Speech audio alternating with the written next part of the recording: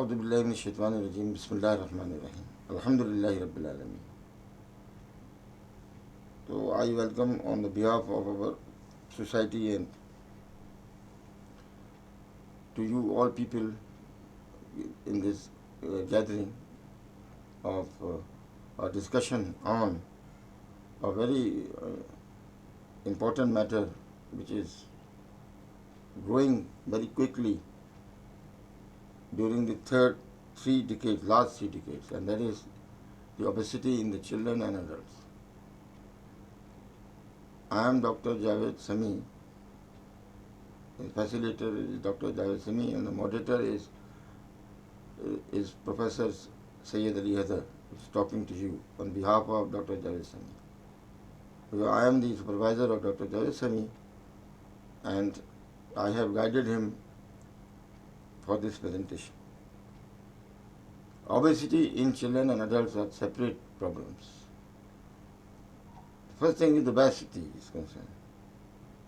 Remember, this terminology we are using should be recognized by or accepted by the WHO and American College of Endocrinology and American College of Obesity.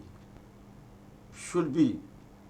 They are highly, professional persons, Canadian or Americans. They worked hard on this subject. Although the Europes, Australians, New Zealanders, and other people have worked on it, but not such an extent.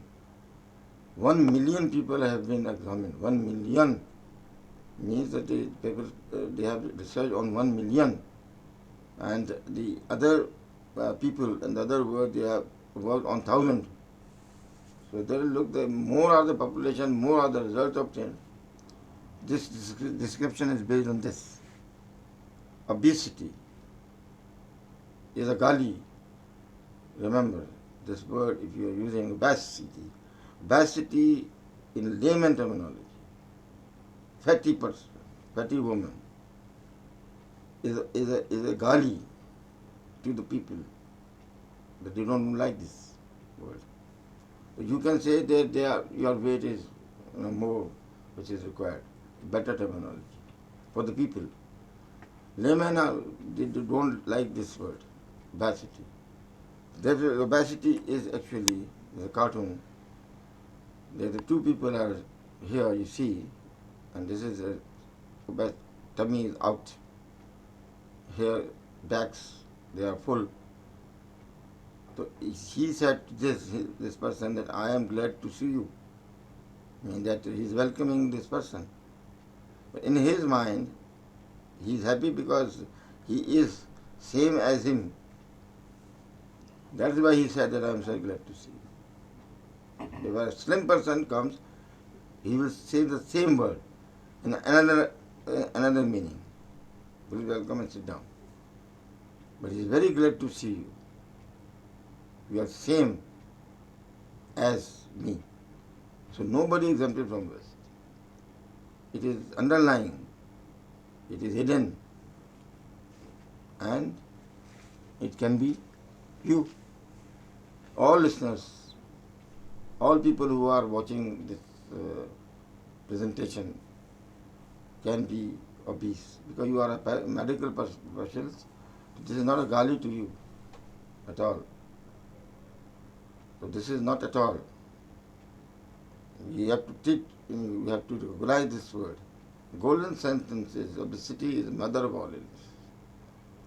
Actually, the problem is occurring if you are obese, or according to Americans, overweight, higher weight, or you can say unsatisfied as far as weight is concerned.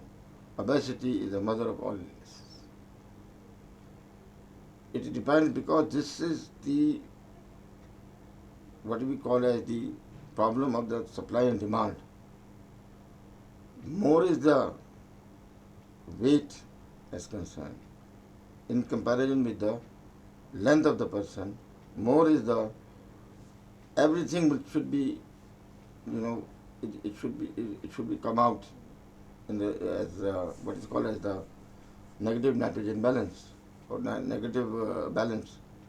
sorry, rather than the positive. Every possibility is there. Every part of the body will be affected with this problem because of the supply is and the demand. Demand is more, supply is less. Body cannot compensate it. So vicious circle will be created, and that is why it is the mother of all illnesses. That is why. As simple as that. You cannot supply according to the demand. That is why every system is affected, and it's a chronic now.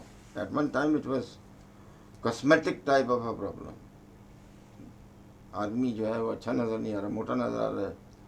हैरानगी की बात यह है कि कुछ कौमें लोग मोटी ही लोगों को पसंद करती हैं। आप पंजाब में जाएंगे, वहाँ पे लड़कियों की शादी जो है ना, दुबली लड़कियों की नहीं होती। गांव देहात में उनको घी पिला के मोटा किया जाता है तो शादी होती है, क्योंकि जो मर्द वहाँ के मांगते हैं वो मोटी औरत मांगते हैं। सीधी बात है। इसी तरह पश्तून एरिया भी कुछ ऐसे हैं जो वजनी औरत को पसंद करते हैं। अब इसको मैं डीप सेंटेंस में नहीं बात करना चाहता, लेकिन कहने का मकसद ये है कि ये कौमें जो है ना वो खुद ओबेसिटी प्रोड्यूस कर रही हैं ताकि उनके बच्चों की शादियाँ हो, लड़कियों की, और लड़कों का वैसी है कि लड़की जो है दुबला लड़का पसंद नहीं करती, उसे भारी भरकम आदमी चाहिए। 40 यानी जो ज़िंदगी गुजारनी है उसने तो अच्छी गुजारे। वो चाहती है कि बहुत हेल्थी नहीं करिए, वो ये अच्छा तगड़ा आदमी। तगड़ा क्या होता है? तगड़ा आदमी होता है कि हो और उसके जो सीना भारी हो, उसके जो है वो कूले निकले हुए हों और भारी भरकम हो। ओबेसिटी जो है ना वो इसलिए जो है ना कुछ कौमों में इस वर्ड को मैंने कहा कि भरपूर गाली है उनके लिए, वो तो खुद प्रोड्यूस कर रहे हैं। मगर यहाँ पे जो मसला आ रहा है, जो कि मेडिकल प्रोफेशनल में है, obesity is a chronic disease, it is a disease which is chronic. Remember, this is the word. Progressive. It is multifactorial, heterogeneous disease. With high morbidity, chances of upcoming diseases are more, and chances of very early death are more. Mortality, both are increased. तो दो धारी तलवार जो होती है ना, काटती है वो, ये वो वाली मसला है। इधर से भी काट सकते हैं, उधर से भी काट सकते हैं। इसको आप डिजीज़ के तौर पर लेंगे। कोई आदमी है बहकी बहकी बातें कर रहा है, वो कत्ल कर देता है, वो तो छूट जाएगा। यूनिवर्सिटी इंटरवल प्रूव हो जाता है कि वो आदमी का दिमागी तवाज़ुन ही सही नहीं था, उसको पता ही नहीं था कौन है भाई, तो मार दिया। यहाँ भी यही मसला है कि जो आदमी है उसको तो पता ही नहीं है कि वो किस उसमें आ गया है, मुसीबत में। वो अपनी ज़िंदगी गुजारे चले जा रहे हैं। वो जा रहा है डॉक्टरों के पास किसी दूसरे मसाइल के लिए, और डॉक्टर उनके नज़ले को, ज़ुकाम को तो देख रहे हैं या बुखार को तो देख रहे हैं, लेकिन इस चीज़ को नहीं, बात ही नहीं कोई कर रहा। ये प्रोग्रेस करिए आहिस्ता आहिस्ता आहिस्ता, अल्टीमेटली जो है वो मोर्बिडिटी और मोर्टेलिटी को बढ़ा देगी। These are the golden sentences, remember. अब ओबेसिटी की जो क्लासिफिकेशन है उस पर आर्गूमेंट है, लेकिन जो अमेरिकन कॉलेज ऑफ एंडोक्राइनोलॉजी है और ओबेसिटी है, WHO ने ओन किया उसको। उन्होंने इस तरह से ओन किया कि जब नॉर्मल और एक्सेसिव फैट एक्यूमुलेशन दैट में इम्पेयर हेल्थ। एक होता है लीन बॉडी मास, जो मसल्स होते हैं, और कुछ फैट होता है that is lean body mass. आपको फैट को मैनेज कर दें तो लीन बॉडी मास आ जाएगा। अगर किसी का लीन बॉडी मास हो गया ज़्यादा तो उसका भी वज़न बढ़ जाएगा। वैसे तो जाहिर बात है, जब वो अपने आप को मसल डेवलप करेगा तो वज़न बढ़ेगा। इन्हें जो हेल्थ क्लब ज्वाइन करते हैं लोग वज़न कम करने के लिए, उनका शुरू में वज़न बढ़ जाता है क्योंकि मसल्स जो हो रहे होते हैं वो डेवलप हो रहे होते हैं। फैट जो होता है वो इतना वजनी नहीं होता जितना मसल वजनी होता है। बाद में जो है ना वो फिर जब वज़न करते हैं तो वो कम होना शुरू होता है, थोड़ा थोड़ा 6 महीने लग जाते हैं। शुरू में इसीलिए लोग छोड़ देते हैं हेल्थ क्लब को, लाना भेजते हैं। हालांकि उनको उसको कंटिन्यू करना चाहिए था। अगर वो गए थे 6 महीने, इसलिए ट्रेनर बोलता है 6 महीने तक आओ। उसको जो है ना उन्होंने वेट और हाइट को आपको कंपेयर करके ही आप बता सकते हैं, आपको कोई चॉइस नहीं है। पहली बात तो ये है कि BMI निकाला जाए उसका, और ये कोई भी नहीं निकालता है, इसके लिए स्केल होता है। जो मेडिकल रिप्रेजेंटेटिव आपके पास आते हैं उनसे बोले जहाँ BMI स्केल दे 2 लाख के, तो BMI स्केल दे देंगे वो। वेट आप करा दें, हाइट करवा लें, आपका पास होता है सेक्रेटरी होता है, वो दोनों करके दे देगा, वो खुद ही निकाल देगा BMI। अगर आपको नहीं है तो आप गूगल पे चले जाएं, वेट लिख के हाइट लिख के BMI निकाल लें। हर एक के पास आज का एंड्रॉयड है, वो निकल आएगा। एग्जैक्ट होना चाहिए। Weight in kilogram it is divided by height in metre, क्योंकि आप लोग नापते हैं फिट में, तो कन्वर्जन दे दें उसको मीटर में। जैसे अगर जो भी आया वैसे 3 आया तो 3 मल्टीप्लाई बाय 3 यहाँ पे हो जाएगा, स्क्वायर है ये।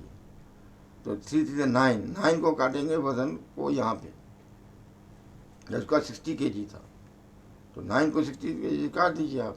जो भी आया, 8 आया, 9 आया, 10 आया, 11 आया, जो भी आया वो निकालेंगे, कैलकुलेटेड। ये आसानी से निकल आएगा, कोई प्रॉब्लम नहीं। इसकी क्लासिफिकेशन अडल्ट में जो है ना, वो अडल्ट की बात हो रही है, उनमें जो है ना क्लासिफिकेशन ये है कि लेस देन 18.5 जो है नॉर्मल उन्होंने एक रख दिया है। अकॉर्डिंग टू दैम ये मीन है 18.5 BMI किलोग्राम पर मीटर स्क्वायर। अगर इससे कम हो किसी का तो अंडरवेट होगा।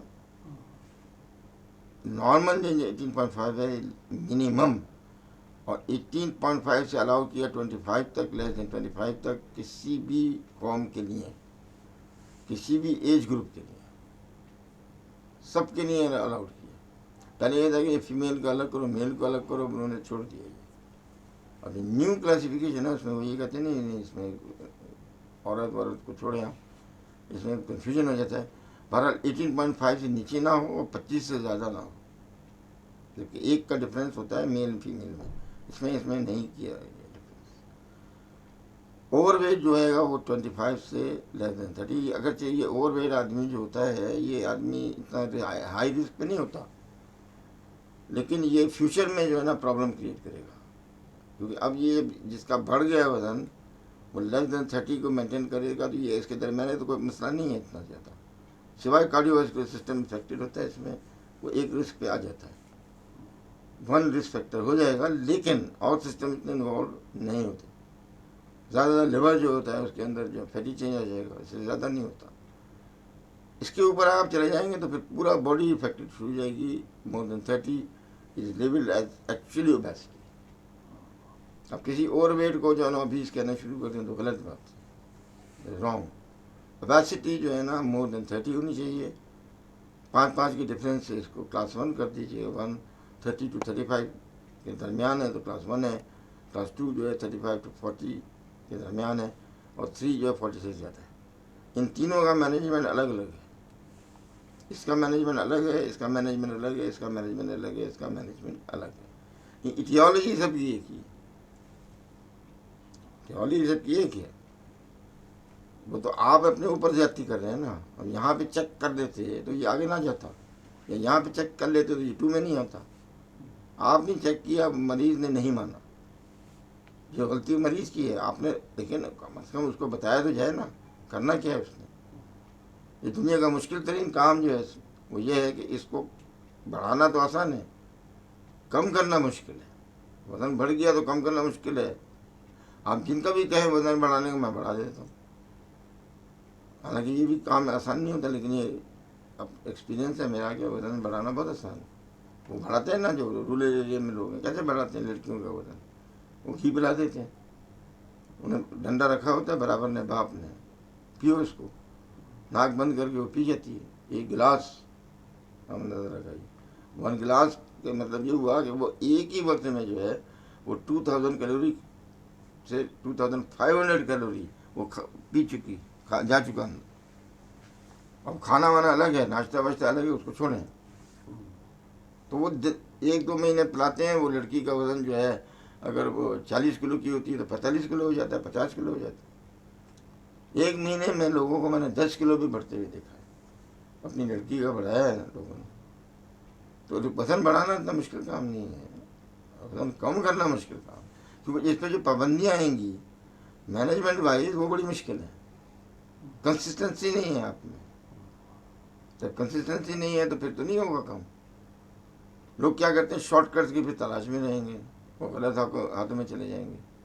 और आपका रोल जो है, डॉक्टर जावेद समी का रोल, या और एंडोक्राइनोलॉजिस्ट के लोग जो डील कर रहे हैं, जो लोग जो इंटर्निस्ट हैं, अगर वो लोग भी डील कर रहे हैं इसको, तो उनका जो रोल है वो बहुत ही ज़्यादा जो है वो सेकंड रह जाएगा, प्राइमरी नहीं रहेगा।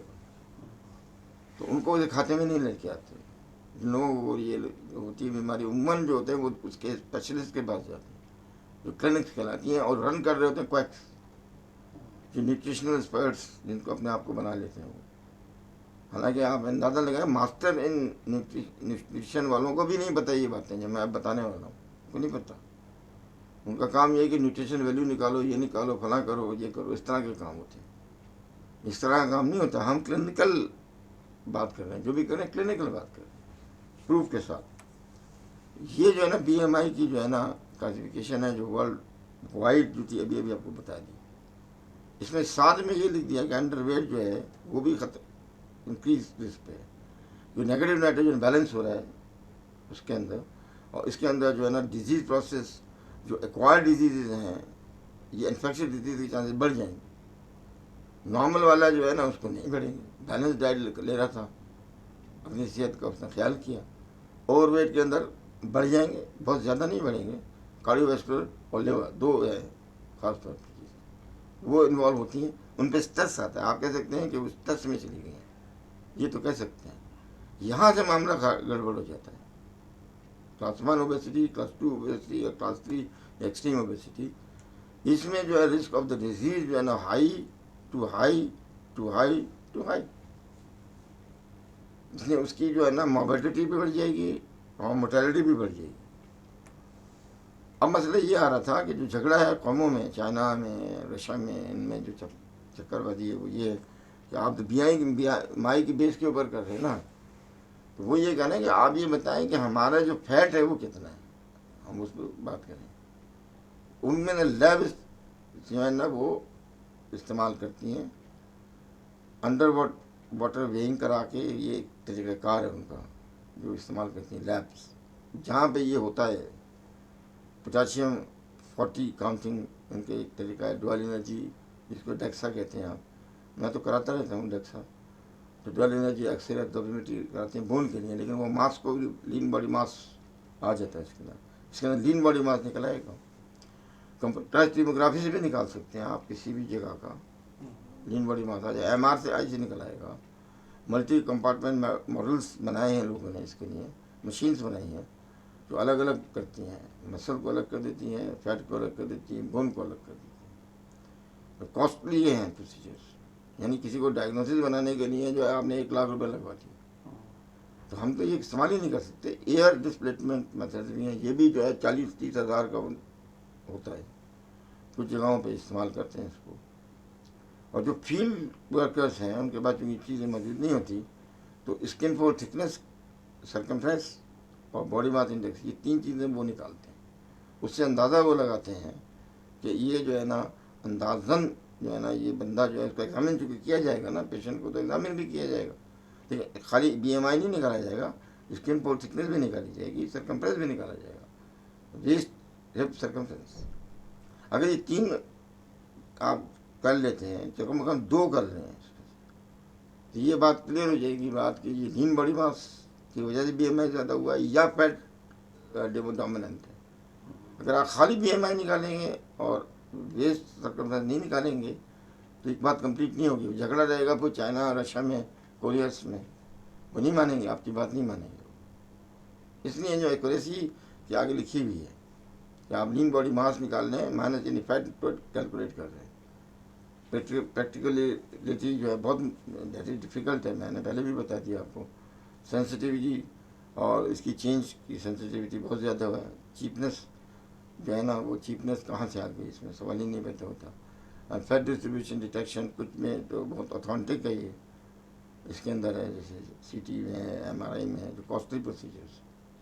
वो आया है आपके पास ओबेसिटी के लिए, आप उसका करा रहे हैं MRI करा रहे हैं उसका, चलो आप MRI करा रहे हैं लिम्ब का, वो बोलेगा भाई मेरे लिम्ब में तो कोई तकलीफ ही नहीं है। उसका तरीका ये होता है कि हर आदमी, जो आदमी ओबीज होता है, डेफिनेटली उसका जो है ना नी जॉइंट इन्वॉल्व होता है, वो तकलीफ करता है, उसको काम करने में मुश्किल हो रही होती है नी जॉइंट से। या सर्वाइकल से, दो जगह से जो है ना एमआरआई को वो मना नहीं करेगा। कोई बेवकूफ़ अगर करेगा फोर आर्म से एमआरआई करके निकालने इसको निकाल रहा है तो वो तो उसको तकलीफ ही मानी है। तो आप वो कहेगा मैं क्यों लगाऊं, 10,000 15,000 रुपये लगाऊं। तो ये जो होता है ये इसके अंदर जो है ना आपको ज़्यादा बातें, चूँकि जब ये करते हैं तो आपको क्या होता है कि डिफरेंशियल करना होता है। तो कंट्रास्ट दे बगैर डिफरेंशियल नहीं होगा। कंट्रास्ट के लिए आपको फिर क्या चाहिए, क्रिएटिनिन चाहिए, यूसीई चाहिए, किडनी फंक्शन चाहिए, कंसेंट चाहिए। ये सारे झगड़े जो है ना आपके मुल्क में आसानी से नहीं तय हो पाते।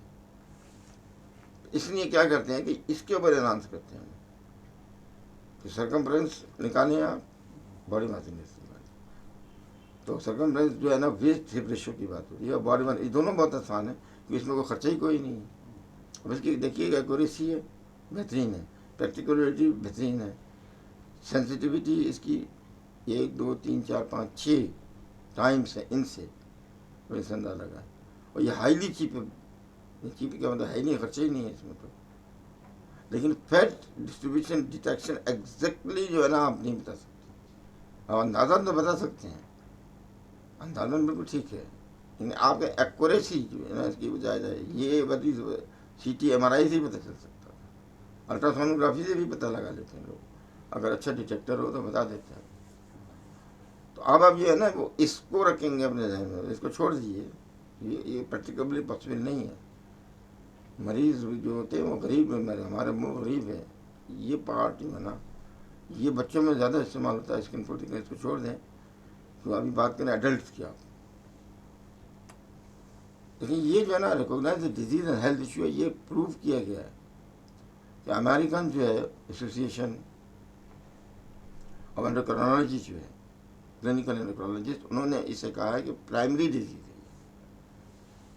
ये प्राइमरी डिजीज है यार, ये it is disease, cosmetic issue नहीं है ये।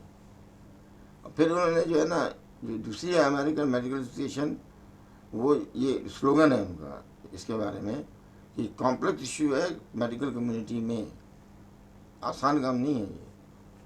उन्होंने कहा कॉम्प्लेक्स है, ये में जो है बहुत पावरफुल इधर है। तो वो अमेरिकन के अंदर जो है ना 1 in 3 अमेरिकन तो वैसे ही होते हैं, बल्कि ज़्यादा ही होते हैं, उनके अंदर बहुत ज़्यादा खाया जाता है। तो उन्होंने इसको जो है ना वो स्लोगन बनाया है कि कॉम्प्लेक्स है ये इशू ज़्यादा। FDA जो है ना, जो उनके पास पावर है, वो FDA के पास होती है। वो ये कहता है कि ये क्रॉनिक रिलैप्सिंग है, ये हेल्थ इशू। और रिस्क सर्टिफिकेशन निकालेंगे तो बहुत ज़्यादा आएगा। तो FDA कहता है कि रिस्क सर्टिफिकेशन इसका ज़्यादा है ओबेसिटी का, और ये रिलैप्सिंग डिजीज़ है, क्रॉनिक रिलैप्सिंग नेचर की डिजीज़। कभी कम हो जाता है, किसी ज़्यादा हो जाता है, कोशिश की कम हो गया फिर ज़्यादा हो गया। और TOS जो है यानी ओबेसिटी सोसाइटी जो है, जो उनके कनाडा में और अमेरिका में है, वो ये कहती है कि extensive dialogue and careful consideration के बाद काउंसिल क्या करती है, अपने इजलास को ख़त्म कर देती है। नॉर्थ अमेरिकन एसोसिएशन है, वो ये कहती है should be declared as a disease. उन्होंने इसको तय कर दिया कि डिजीज़ है, कॉस्मेटिक इशू नहीं। कम से कम इसकी बात क्लियर कर लें। अब आखिरी में जो जुमला इसके साथ मिलेगा, ये क्रॉनिक है, प्रोग्रेसिव है, प्राइमरी डिजीज़ है, मल्टीफैक्टोरियल है, हेट्रोजेनस टाइप की डिसऑर्डर है, इट मीन्स डिजीज। तो क्लिनिकल पर्ल जो है इसका ये बनाया है कि obesity is disease which is chronic and progressive and multifactorial. तो इससे हासिल किया वो ये हासिल किया। ग्लोबल इंसिडेंस एंड प्रेवलेंस जो है ना आप देख लें, ममालिक में, मुख्तलिफ ममालिक में देख लें आप, तो आपको ये पता चल जाएगा कि मैन में हाईएस्ट ये लिखा है, कंट्री वाइज लिखा है। अपने मुल्क को तलाश करने की कोशिश करें, इसके अंदर आई पे तलाश करें इंडिया को पहले, तो उसमें नहीं है, मेल में कोई इंडिया नहीं है। तो इसमें आप आइए टोटल पॉपुलेशन, इसमें आई को तलाश करिए, इसराइल आया है, इंडिया नहीं आया। यानी जो फर्स्ट 38 यानी जीते जो है, यानी जो गोल्ड मेडल मिला है लेबनान वालों को मिला है मर्दों में, और कतर की जो औरतें हैं उन्होंने जो है ना वो गोल्ड मेडल लिया है ओबेसिटी में, कतर में, सऊदी अरब में। ये तो वही है आप सल्लल्लाहु अलैहि वसल्लम की जो पेशन गोई है वो सही साबित हो गई है कि एक वक्त आएगा और क़यामत करीब आएगी तो ये बद्दू लोग जो है ना महलों में रहेंगे और बहुत खाए पिएंगे, बहुत मोटे होंगे, उनके तौंदे निकलेंगे। यहाँ पे देखें आप, यहाँ पे भी जो है इसका नंबर आएगा। ये लेबनान भी उसी का पार्ट है, अरबिक पार्ट है, ये सारा वो पार्ट है, ये भी उसका पार्ट है, ये भी अरब का पार्ट है। यूनाइटेड स्टेट तो है ही है, वो तो आप फिल्मों में भी देखते रहते हैं, लंबे चौड़े मर्द होते हैं उनके, और उनके मांस भी होते हैं और उनके तौने भी होती हैं और बहुत एक्टिव होते हैं, एक्टिव बहुत होते हैं। सऊदी अरब भी आ गया इसमें। देखिए आपका नाम कहाँ है, पी, चलो पी को तलाश करें, नहीं है, यानी इस फर्स्ट 30 में नहीं आते आप। आपका नंबर शुरू होता है पाकिस्तान इंडिया का 60 के बाद से। असल में इशू है, इतना बड़ा इशू नहीं है ये जो इनके कंट्रीज़ में है, क्योंकि ये जो है सारे के सारे डेवलप्ड कंट्रीज इसमें आपको मिलेंगे ज़रूर। जो डेवलपिंग कंट्रीज़ हैं इनके अंदर जो आप बहुत कम है, और जिसको अंडर डेवलप अगर करें, जो लफ्ज़ नहीं वो इस्तेमाल करते हैं, लेकिन हम जो इसमें आते हैं अंडर डेवलप में, तो उनमें जो है ना ये बहुत कम है, क्योंकि खाने को जब मिलेगा तो ओबेसिटी होगी ना। हमारी जो क्लास जो आपने डिवाइड की थी, upper class, middle economical class, lower class, तो अब ये आप बताएं सर कि अपर क्लास पाकिस्तान में कितने परसेंट है? 2% है, ठीक है, ज़्यादातर अपर क्लास में 2% है। अब दूसरा जो है ना इसमें मिडिल इकोनॉमिकल जो क्लास है वो कितनी होगी, आपका क्या अंदाजन बता दें। आप तो मरीज देखते रहते हैं, आप अभी यहाँ बैठे हैं कराची में, लेकिन आप चूँकि जाते हैं रूरल में भी जाते हैं डॉक्टर साहब, 30% होगी, तो 32% तो ये हो गई। अब जो लोअर क्लास हो गई माइनस करके 60% हो गई। तो 60% पर तो इतना है ही नहीं भाई, उन्हें मजदूरी के लिए जाना पड़ता है, उनको जाना पड़ता है, जो काम करते हैं उनकी वर्किंग आवर्स बहुत ज़्यादा है फॉर ब्रेड एंड बटर के लिए, इसलिए वो क्लास में तो है ही नहीं ये इशू, अनलेस कि वो कोई और प्रॉब्लम की वजह से सेकेंडरी कॉज उनके अंदर कोई निकल आए जिसकी वजह से हो जाए, वो एक अलग मसला है। लेकिन ये जो प्राइमरीली जो है ना उनमें ये प्रॉब्लम है ही नहीं, एंड दैट इज वाई कि ये टोटल अगर आप निकालेंगे, अब ये रिसर्च जो हमारा यहाँ की गई है वो रूरल एरिया में तो की नहीं गई है, वो सारी की सारी अर्बन एरिया में की गई है, और सारी की सारी पॉश एरिया में की गई है। पॉश एरिया में राजा आगा खान वालों ने की है, जाके दसवें वालों ने की होगी। इसी तरह से आप तब बिलोंग करते थे नाइट को, नेचुरल इंस्टीट्यूट ऑफ डायबिटेंडो को, ये एरिया जितना भी बना है पीछे, वो जो है ना अच्छी क्लास रहती है वहाँ पे, जो कि आपके पास आती है, वो मिडिल क्लास आती है ना, कम से कम ये तो बात है ना। हायर भी आ जाते हैं, मिडिल भी आते हैं, वजीर भी आते हैं, वहाँ दिखाते हैं आके आपको। तो आप जो स्टडी करेंगे तो, लेकिन जो लोवेस्ट क्लास होती है उनके पास तो वो 100 रुपये भी नहीं होते थे, जो वो आपकी कंसल्टेशन फीस बहुत कम है वहाँ पे, लेकिन वो उसको भी नहीं करते, वो आलमगीर में चले जाते हैं। वो ईडी वालों ने भी इदारे बनाए हुए हैं इसके डायबिटीज़ के, उधर चले जाते हैं, तो वहाँ उनके पास डेटा कलेक्शन के लिए कोई जाता भी नहीं है। तो लिहाजा ये बात तय हो गई कि हमारे मुल्क में या इंडिया में या श्रीलंका में जो डेवलपिंग कंट्रीज़ हैं उनके अंदर जो है ये मौजूद तो है, लेकिन ये अपर क्लास में है और कुछ मिडिल क्लास के लोगों में है, अपर मिडिल क्लास जिसे कहते हैं। ये ग्लोबल प्रेवलेंस है एडल्ट मेल्स की, जो आपको एक झटके में पता चल जाएगा, इसको आप देख लीजिए। ये जो ये लाइन, अब पाकिस्तान और इंडिया ये सारे एरिए देखें आप, मालदीव वगैरह, ये सारे के सारे जो आ रहे हैं वो इस एरिया में आ रहे हैं, और हाईएस्ट जो है वो ये ए वाला कलर है, ये इस्तेमाल हो रहा है, अमेरिका के नहीं है, मैक्सिको के नहीं है, और दाइमा है इस्तेमाल हो रहा है। इससे मिलता जुलता कनाडा में है, ब्राज़ील में है, अर्जेंटाइन में है, और ऑस्ट्रेलिया बहुत रिच है डेफिनेटली कंट्री इस वक्त, वहाँ आप भी जाना चाहेंगे शायद। ये मेल्स का है, और फीमेल के अंदर जो है वो जो है ना, आप ये देखें आपकी वुमेन जो है अभी आउट है, आउट है, इसमें है ही नहीं, बहुत नॉमिनेट बड़ा होगा। ये उनकी स्टडी है जो कि IAS ने की हुई है, ये रिकॉग्नाइज स्टडी है।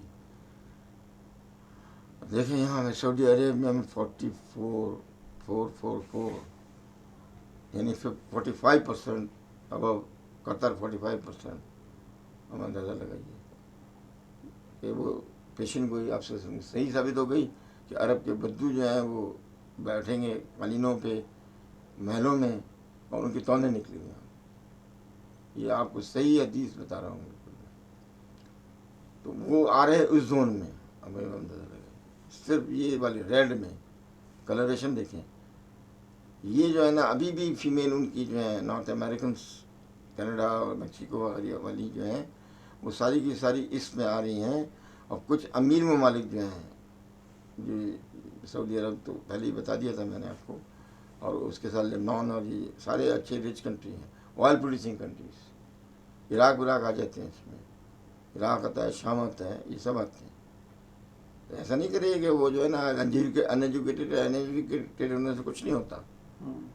उनका जो एक आदमी है वो बड़ा इम्पोर्टेंट है उनके लिए। आबादी चूँकि ज़्यादा नहीं है उनकी, तो बाहर से वो सोर्स मैन पावर तो बाहर से लेके आते हैं, वो तो बैठे रहते हैं, वो हुक्म देते रहते हैं। लिहाजा होता ही यही है कि फिर ये इसमें आ जाते हैं और बहुत ज़्यादा मसाइल का शिकार हो जाते हैं। जैसे कि पहले बात हुई एपिडेमियोलॉजी, ये वो स्टडी है भाई जो उन लोगों ने की थी जो कि पॉश एरिया में रहते हैं। तो पॉश एरिया के लिहाज से उसको देखें प्लीज़। तो जनरल पॉपुलेशन इन्होंने जो जुमला लिखा है इसमें मुझे एतराज़ है, और जो है ना कॉन्फिडेंस जो है इसका 95% है। 21.8 to 28.2% ये बताते हैं कि ये है, यानी एवरेज जो है वो 25% लोग थे, 25%। और उनमें से जो है ना जो कॉन्फिडेंस जो है ना इंडेक्स जो है उसका 95% के साथ जो वेरिएशन है वो 21.8 28.2 है।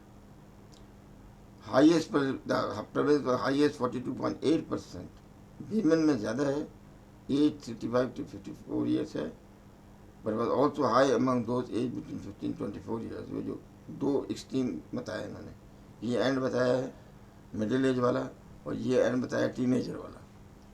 ये ज़्यादा है इसमें वीमेन में भी। मैन में जो है ये कम है 12.4%, और उनकी जो है ना टीनेजर्स जो हैं वुमेन उनकी भी 13.8% है, क्योंकि ज़्यादा है। हमारा इलाज ये भी ज़्यादा है, क्योंकि ये स्टडी जो की गई है, this study was done in the posh areas, not including those areas which are rural areas और peripheral areas of Karachi, Lahore etcetera. तो मैं इसको डिस्कार्ड करता हूँ।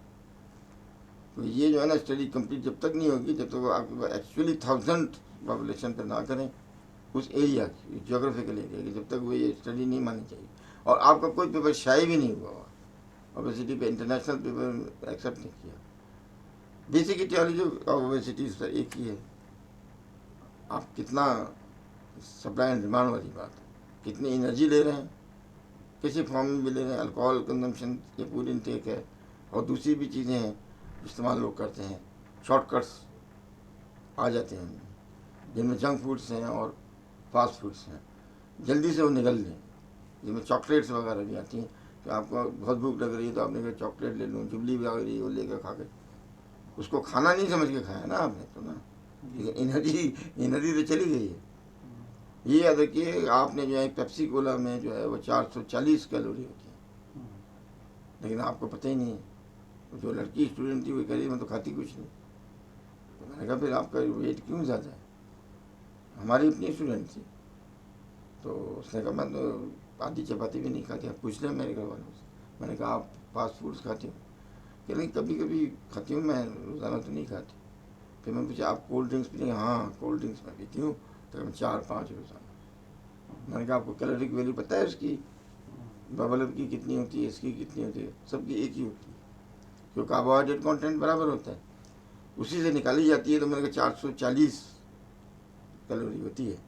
और अगर आपने बड़ा वाला ड्रिंक लिया तो फिर हर 1 ml में एक तकरीबन कैलोरी होती है हमेशा, एक ड्रिंक के अंदर, बेवरेज की बात है। तो उसको तो समझते ही नहीं है ना लोग खाना, ये तो खाने की बात कर रहा है। तो एनर्जी इंटेक तो जमा कर रहे हैं बाबा, कितनी एनर्जी इंटेक ली गई है, रिक्वायरमेंट जो है ना उसकी आप निकालें कि इतनी रिक्वायरमेंट जिंदा रहने की ज़रूरत है। पहले ही बता देता हूँ ताकि लोग जिंदा रहने के 700 कैलोरीज चाहिए, किलो कैलोरीज। इसमें आदमी नहीं मर सकता। 700 से अगर कम हो जाएगी तो वो जो है ना स्टार्वेशन की तरफ चला जाएगा, ठीक है ना। इस तरह से इंतकाल होता है हमारे यहाँ लोगों का एंड में आके। उसी तरह होता है कि भूख से मेरी माँ भूखी मर गई, मेरी खालाएँ भूखी मर गई, डेथ हुई है उनकी स्टार्वेशन से। वो दे वॉज नॉट एबल, उनके साथ जो कॉज है प्राइमरी तो कुछ और था, मगर वो इस एबल ही नहीं थे वो खा सके ना। पैरेंटल हम दे रहे थे तो वो भी बाहर निकाल के फेंक देता था जिसमें। अब बॉडी जो थी उसने कहा नहीं भाई नीड ही नहीं है, बाहर कर दो। ये हालत आ जाती है, टर्मिनल स्टेट कहते हैं इसको। इसलिए जो होता है कितना आपने लिया और कितना खर्च किया, सीधी बात है। अगर आम अल्फाज में आप बता रहे हैं, अगर आम अल्फाज में आप बता रहे हैं तो बेसल मेटाबॉलिज्म BMR एक्सपेंडिचर है आपका, थर्मोजेनेसिस एक्सपेंडिचर है, फिजिकल एक्टिविटी एक्सपेंडिचर है, ठीक है ना। और ये है सारी बात। इसलिए जो है ना इसको जो है वो ये जो क्लास जो चल रही है इस वक्त, ये इंटरनेट के ऊपर we are actually doing this. And जो है ना जो लोग भी जो है ना इसको सुन रहे हैं, मेरी आवाज़ उन तक जा रही है, प्लीज़ ये जो है ना अपने मोबाइल को ऑफ़ कर दें, बड़ी मेहरबानी होगी। बिकॉज मैं इंटरनेशनल लेक्चर ले रहा हूँ इस वक्त। इसको ऑफ़ कर दीजिए अभी, फ़ौरन ऑफ़ करें। Mobile should not be use again. I will say mobile की बात आ गई तो mobile is another part of this problem. Easy to go. देखा कि ये सब्जी वाला जो है लेने के लिए जाता था, अब आपने जो है ना टेलीफोन करके बोलाया मुझे घर पे ला के दे दो। मोबाइल की फैसिलिटीज से ही मसले खड़े हुए हैं ना। एनर्जी बैलेंस का मसला है, कितना लिया कितना दिया। अगर आप बराबर कर देंगे तो 18.5 हो जाएगा, वो 25 इधर में BMI आएगा, बैलेंस होगी। अगर ये बढ़ा देंगे बहुत ज़्यादा, ये कम कर देंगे तो ओवरवेट हो जाएगा, ओबेसिटी हो जाएगा। ये कम लेंगे, ये ज़्यादा हो जाएगा तो अंडर न्यूट्रिशन हो जाएगा, उसकी नीड जो है ना कंप्लीट नहीं होगी। आदमी जो होता है अंडर वेट हो जाएगा, फिर स्टार्वेशन की तरफ चला जाएगा। तो obesity is a complex multiple disease बात होगी। सारे लोग समझ लें जितने भी हाज़रीन हैं कि energy intake and energy expenditure को बैलेंस होना चाहिए। इनटेक भारी हो गई एक्सपेंडिचर से तो ओबेसिटी हो। ये एक कॉमन बात है, नहीं बुनियादी बात जिसे कहते हैं ना, समझने की जो है। अदरवाइज इसको जो समझना है चाहेगा फिर आगे भी अगर समझे, कॉम्प्लेक्स जैसे मल्टीफैक्टोरियल है, हेट्रोजीनियस है। इसमें जो इन्वॉल्वमेंट हो रही है वो एडिपोज टिश्यू की हो रही है, जो एडिपोसाइट्स कहलाते हैं। पैनक्रियास इसमें इन्वॉल्व है, इसमें गट इन्वॉल्व है, इसमें जेनेटिक्स इन्वॉल्व है, इसमें मेडिकेशन इन्वॉल्व है, और अहम तरीन चीज़ें एनवायरनमेंट इन्वॉल्व है। जो इन्वायरमेंट है उसके अंदर जो है वो इनएक्टिव लाइफ है लोगों की, सोशल फैक्टर्स हैं जो अभी मैंने डिस्कस किया आपसे, जो हम उस पर हाथ नहीं डाल सकते। पंजाब में चले जाएँ या सूबे सरहद में चले जाओ, कहें कि भाई वजन मत बढ़ाओ, तो वो तो बहुत सख्त आपको गोली मार देंगे। अब इसी तरीके से हाँ, तो ये इन्वायरमेंटल प्रॉब्लम्स भी तो हैं इसमें। असल में बात ये होती है कि बसियारखोरी, हिडोनिक इनपुट, कि जो गया आदमी शादी का खाना खाने के लिए तो वो आखिरी मरतबा खा रहा होता है, याद रखिएगा। अगर जो है ना वो आदमी जो कि सहारे के साथ आया था, बड़ी मुश्किल से चल के उसको बिठाया गया था, अभी खाना होगा तो आपको टेबल तक ले जाएंगे या आपको ला के दे देंगे। जैसे ही वो जो है क्या होता है, वो खाना खोलने के लिए एक वो ढक्कन होता है उसको बजाते हैं वो, तो वो बंदा जो डिसेबल था वो जो है वो सबसे पहले पहुंच जाता है, तेजी के साथ पहुंच जाता है। भाई इससे पहले तो पकड़ के आए थे आप, क्योंकि उसका आखिरी खाना होता है, उसके बाद तो नसीब ही नहीं होना। लिहाजा वो क्या कहता है, हिडोनिक इनपुट करता है, जितना निकाल सकता है निकालेगा, ज़ाया हो गया तो कोई बात नहीं, हमारे थोड़ी जेब से जा रहे, जावेद शमी के पैसे हैं ना ये, या जो है ना हमारे जो इनके साकिब साहब के हैं, जो इनके दामाद हैं, उनके पैसे हैं भाई, हमारे पैसे थोड़ी हैं। ये हेडोनिक आउटपुट कहते हैं इसको। हेडोनिक आउटपुट से जो मसाइल क्रिएट हो रहे हैं वो इसमें जब सब में जमा कर दिए बाबा, इससे ये भी इफेक्ट होगा, ये भी इफेक्ट होगा, ये इफेक्ट होगा, जेनेटिक्स भी अगर जो आपके फैक्टर्स हैं वो ऑपरेट कर जाएंगे, भी जेनेटिक्स कहते हैं उसको। और मेडिकेशंस अगर वो कोई ले रहा था खुदा ना खास्ता जो वजन बढ़ाने वाली होती हैं तो और एक मुसीबत है। और उसके बाद खाया उसने, अब आगे भी चले ना, सेटाइटी हो गई, पूरी हो गई। उसके बाद वो घर चला गया। घर जाके क्या करेगा जी, गाड़ी में जाएगा, फिर घर जाके लेट जाएगा। लेटने के बाद दूसरे दिन फिर वो नाश्ता करेगा, फिर अपने काम के लिए चला जाएगा, फिर गाड़ी में बैठेगा, फिर चला जाएगा। उसको ये याद ही नहीं है कि जो रात को जो किया था उसने 6,000 कैलोरीज इनटेक कर ली थी। और इसी तरीके से 1 हफ्ते बाद फिर आउटिंग हुई उसकी।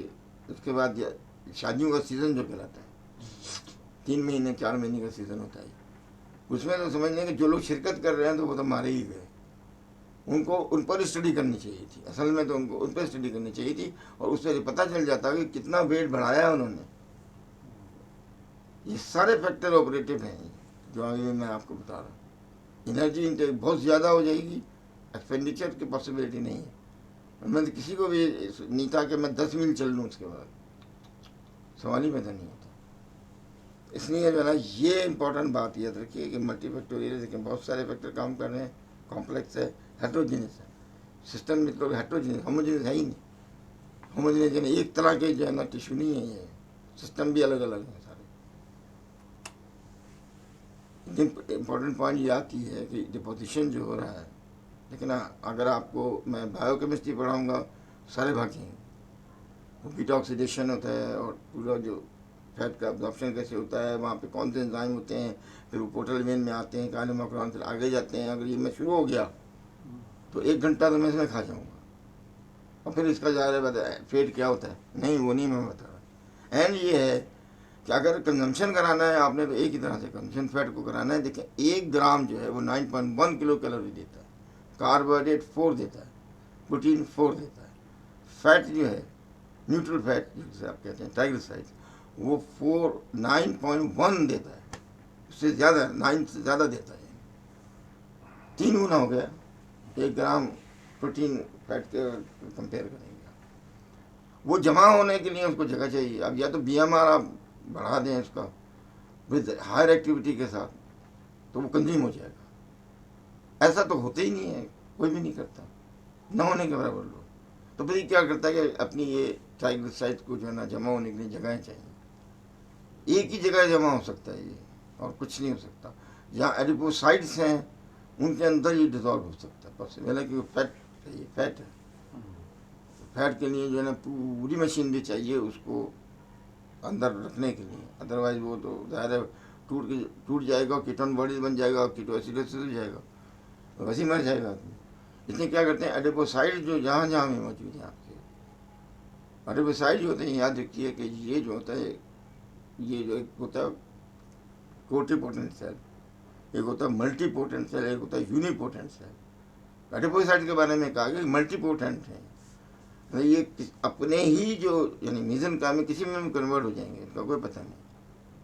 और इनकी जो कैपेसिटी बड़ी ज़बरदस्त होती है, तो लिहाजा इनकी कैपेसिटी बहुत, इनकी जो सेल मेम्ब्रेन है वो अलग है, इनके जो एंजाइम्स हैं अंदर है वो अलग हैं, ये अलग ही दुनिया है। वहाँ वो चला जाएगा, वो जाने की जो जगह है उसकी सिर्फ एडिपोसाइट्स है, और वो कोई चॉइस नहीं। जहाँ जहाँ भी है अगर वो जमा हो जाए, फर्ज कीजिए अंदर जमा जो आपको नज़र नहीं आ रहा, पेरिटोनियम है, प्लूरा है, ग्रेटरोमेंटम वगैरह, ये सारी चीज़ें वहाँ जमा होता है यहाँ पे। तो ये जो सेंट्रल पार्ट में चूँकि जमा हो रहा है, ये विसरल है ये, लिहाजा ये पार्ट जो है ना आदमी का मुतासर होगा। नज़र भी नहीं आ रहा, ऊपर से तो कुछ भी नज़र नहीं आ रहा, लेकिन अगर आप अंदर से उसको निकालें, एग्जामिन करेंगे तो आपको पता चल जाएगा। अगर आपको पैल्पेशन अच्छी करना आती है तो आपको पता चल जाएगा कि भाई ये तो ज़ाहिर है कि फैट है, ये वो नहीं है, डिस्टेंशन नहीं है।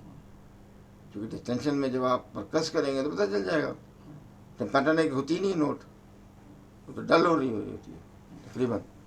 उसके ऊपर फैट जितना ज़्यादा आएगा उतनी डलनेस बढ़ती चली जाएगी, वो पकड़ लेंगे आप इसको। अल्ट्रासोनोग्राफर अगर अच्छा है वो भी पकड़ लेगा, क्लिनिकल एग्जामिनेशन पकड़ लेगा कि ये छुपा हुआ हिडन फैट है। ये दूसरा जो फैट है वो है कि जो यहाँ नहीं जमा हुआ बल्कि ये हिप्स के एरिया में जमा हो गया, ये जो ग्लूटेल फेशिया वहाँ जमा हुआ ये, और उसने जो है ना ये शक्ल अख्तियार कर ली।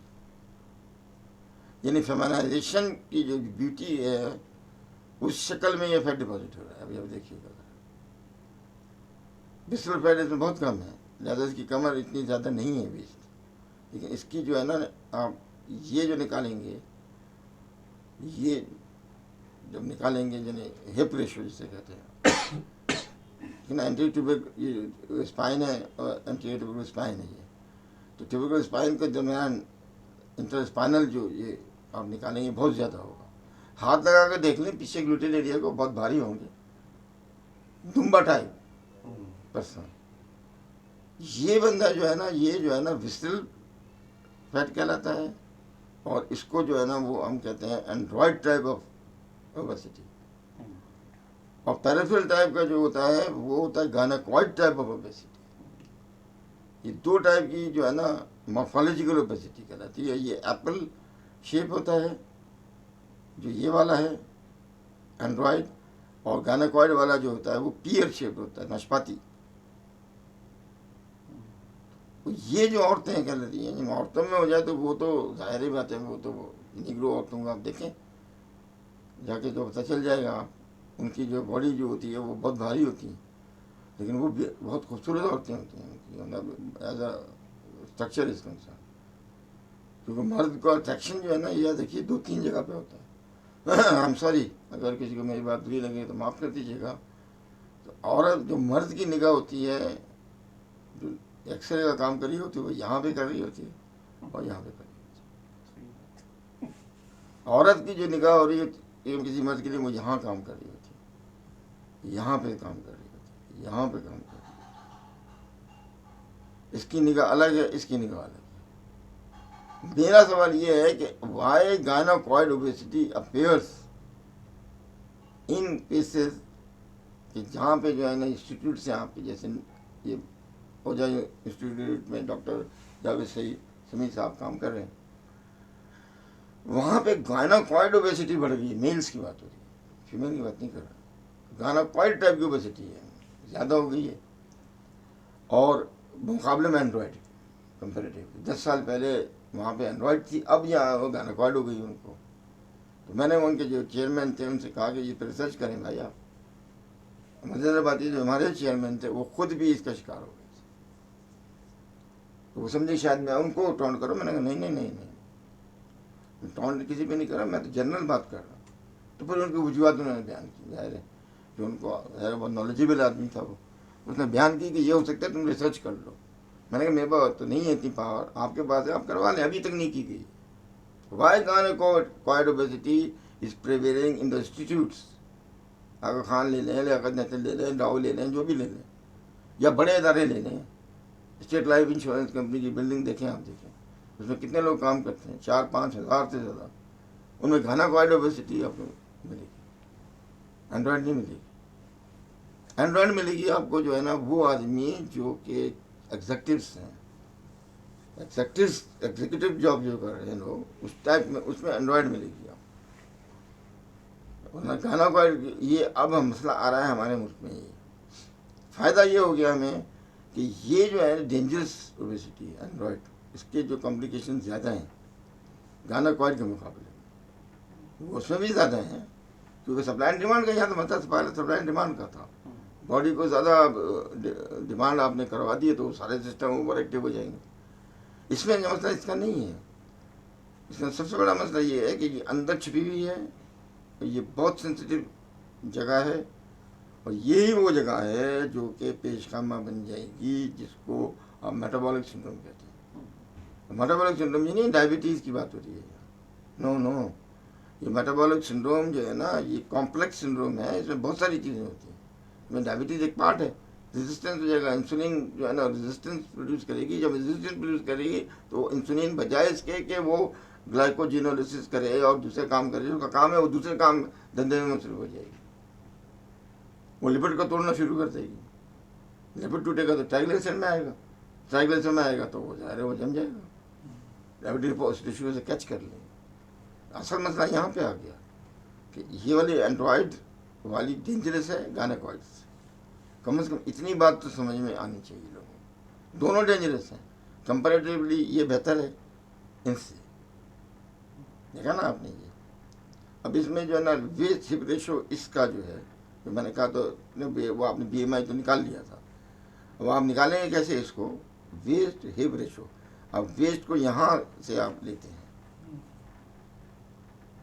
और अगर कोई वॉलंटियर इस महफिल में मौजूद है तो वेस्ट को नापे करके दिखा दे तुम लोगों को जो बैठे हैं, तो ज़्यादा बेहतर होगा। फिर उसके बाद क्या करें कि ट्रांसटिप, यहाँ पे आप हाथ लगाएं और यहाँ पे हाथ लगाएं, चुभन महसूस करेंगे। ये वो दर्जी वाला हिप है, पैंट बनाते हैं वो इसको, और पूछते हैं आप पैंट कहाँ बांधोगे, धोती कहाँ बांधोगे, शलवार कहाँ बांधोगे, हमेशा पूछेगा वो, यहाँ बांधोगे या यहाँ बांधोगे। तो पूछ कर उसके बाद वो नाप लेता, ऐसे नहीं लेता। ये लौंडे हैं, जिसको माफ़ कीजिएगा ये गलत इस्तेमाल कर दिया, टीनेजर जो है वो यहाँ पे बांधना पसंद करेंगे, और हम जैसे बुढ़े टुड्डे से ऊपर ले जाते हैं, क्योंकि ये किसी वक्त भी माफ़ कीजिएगा ये डिस्प्लेस हो सकती है। सही बात है ना, लेकिन वो फैशन है ना, बात ये आ गई ना।